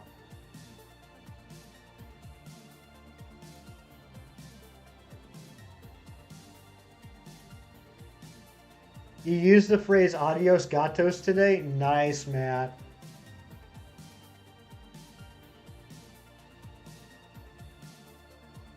Yes, and Shinies does open my eyes to the wonders, to the poetry, to the verbal beauty that is Kanye lyrics. That was something that we shall always have. Shinies. We'll always have that. All right, I think this is the last one. All right. I can't wait to hear part two of Father Stretch My Hands, by the way, Shinies. All right. That is it. Thank you guys so much for being here. And thanks again for that epic raid, Shinies. I appreciate you so much. You know that. You know that. We are going to go on an epic raid. And if you want to come along, and I really hope you do, please put in this hashtag.